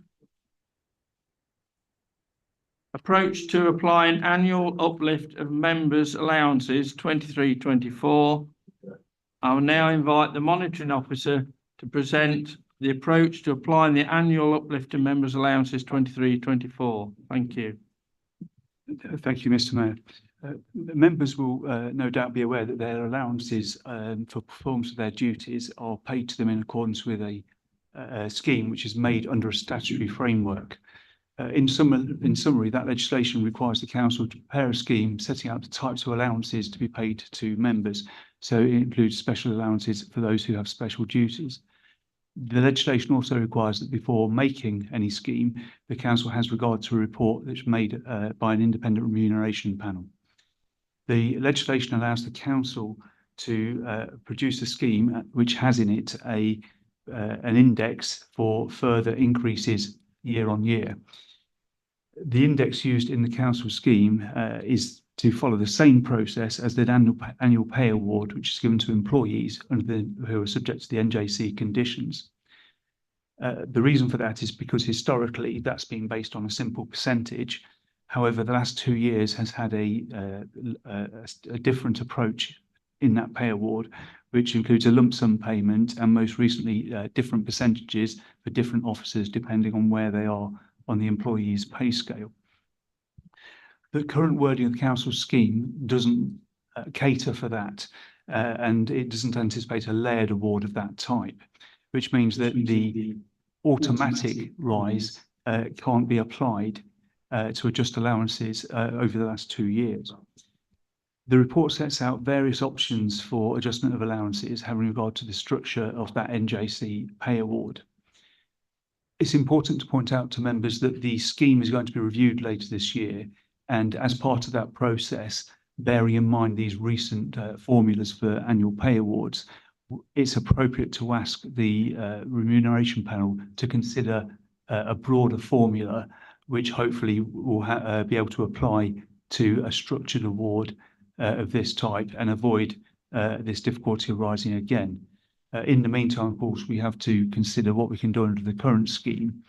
And so the approach which the understanding officers have is favoured by group leaders is that which is set out in 2.2 of the report, which is to increase the basic allowance 3.8% and no change for the special responsibility allowances.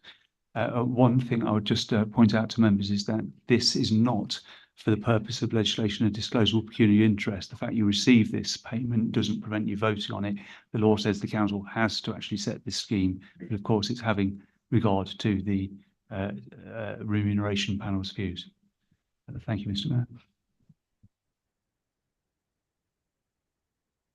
Thank you. Do I have a proposer, please, Councillor Orner?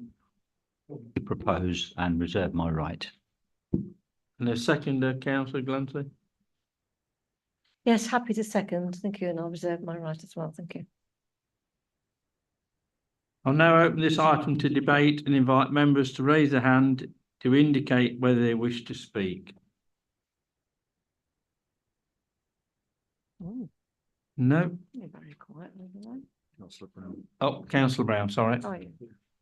Yeah, no, just simple, just following off an email that we sent members, our position as a group is due to the cost of living crisis and the fact, we've discussed that this evening. We as a Conservative group will not be taking, we're going to vote against the motion. Okay, that's just setting our position out, entirely up to the rest of you, what you do. Thank you. Any other members wish to comment? Councillor Higgins. Yeah, No. thank you. And welcome, Clyde, to full council. I was very pleased to host you at Audit and Standards, but as it's full council, I welcome you to it.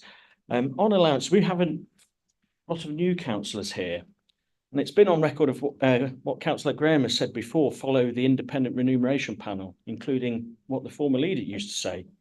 We've seen where this matter can get kicked around like a political football, and I hope this doesn't come like that, and I don't think it's going to be. But it happens across the country and across the political spectrum. No one is always above kicking this one around. When you do kick it around, I think it just damages democracy. Because most councillors, in fact, I think 99.9% of councillors, as you said about good young people, and they are 99.9% of good councillors, they do this for the right reasons. However, we do know, and without making any reference to any particular person, demographic or whatever, we want to encourage people from all demographics to become a councillor. In fact, from my own personal point of view, to have 28 councillors from different backgrounds, I learned something. And it's when allowances are seen as seen to be used as a reward or punishment, and it's not right. It's far better for all councillors, past, present, or in the future, to strictly follow, I would suggest, the independent remuneration panel and what the Constitution sets, not deviate it and save for personal reasons, which I think we've just heard over there, to forego or donate to good causes.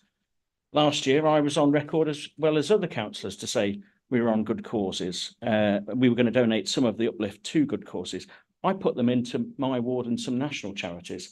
And just one thing, what we've just finished with Melton Borough Council's help, we've just finished a memorial garden. And so we've got, that's going up tomorrow. So I will use some of my uplift to support my community in what they want to achieve. I think we've all got our own personal views on what we do with our. So what I'm saying that's is, something I'm that, going on you know, record to say the uplift, that's what I'm going to put Yes, into but again. we've all got our own And so I personal will be- ideas, what we want to do. And that's I will not be for- supporting the motion. Thank And I you. support the independent remuneration panel full hilt. Thank you. It's far safer than going off beat. Thank you. Any other members got any comments to make, please? Councillor Cumbers. Yeah, can you just confirm that if any member doesn't want their allowance, they don't have to have it? Thank you. And that's any of the allowances. Any other members? Council, We have Councillor three Graham. members who wish to require a name vote. Thank you. Yeah. Before we vote, Mr. Mayor, 3 members have indicated. Can we have a recorded vote, please?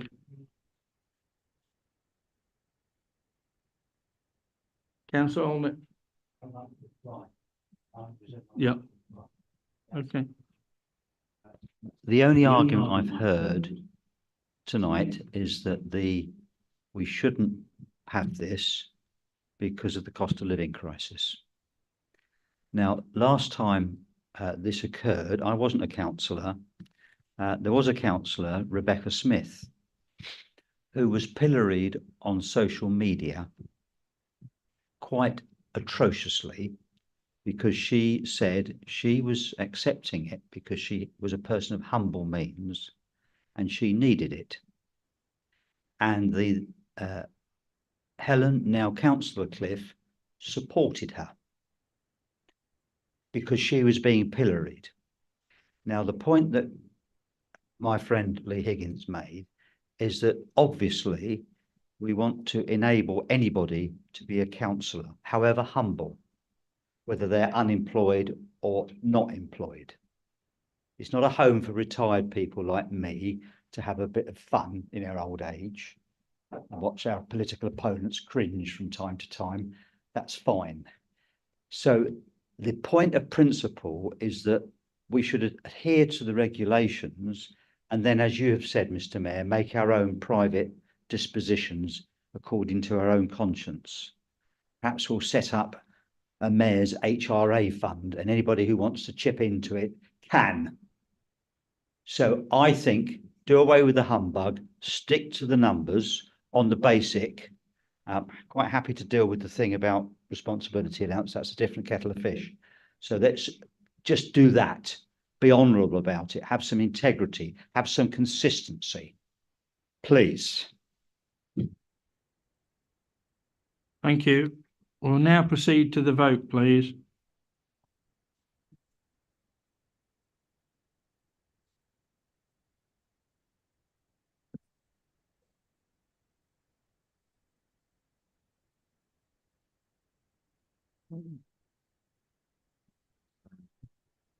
That's been carried, thank you. Item 17, pay policy statement 2024-25. I will now invite the portfolio holder for corporate finance, property and resources, Councillor Cox, to present the pay policy statement 23-24. Thank you. The Localism Act 2011 requires that all councils prepare and publish on their website a pay policy statement each year. The pay policy statement must articulate the council's approach to a range of issues relating to the pay of its workforce. The core requirements of the Act are that a pay policy statement must set out the authority's policies relating to salaries, remuneration and pay multiples, including the remuneration of its chief officers, of its lowest paid employees. Definition used for the lowest paid employees and the reason for adopting that definition. The relationship between the chief officer's remuneration and that of other staff. Pay multiple relationship between the highest earners and the lowest earning, and between the median earners figure for the whole authority workforce. Additionally, the Transparency Code also sets out a requirement for councils to publish other information, such as a listed number of employees with remuneration above 50,000. Any employees earning in excess of 150,000 must be named. In this council, that does not currently apply. Any organisation chart for the top 3 tiers. The information is already published on our website and continuously kept up to date. This pay policy has been reviewed and there are no significant changes to the policy from last year. Any changes to the statement are mainly housekeeping alterations, such as changes to the structure, job titles and salaries following the 2023-24 pay award, which was approved in November last year. I'm therefore happy to move the recommendations in section 2 on page 381. Thank you. Happy to second it, please, Mr. Mayor. Councillor. Second it. Now, this item to debate, invite members to raise their hand if indicate if they wish to speak. Nope. We'll now proceed to a vote on this item, please.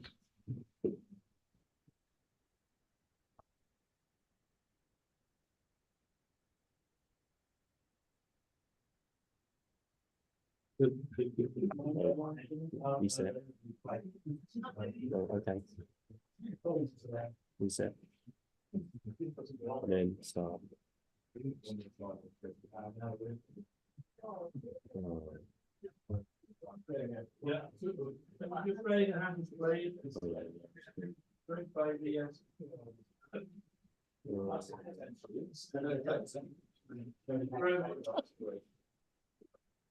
And now to end the meeting to the closing time of 19.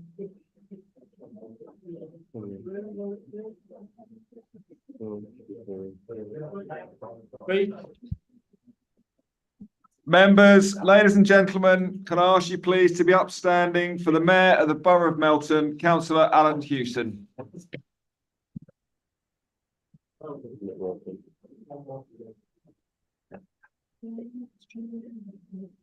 No, in the streets, in the street.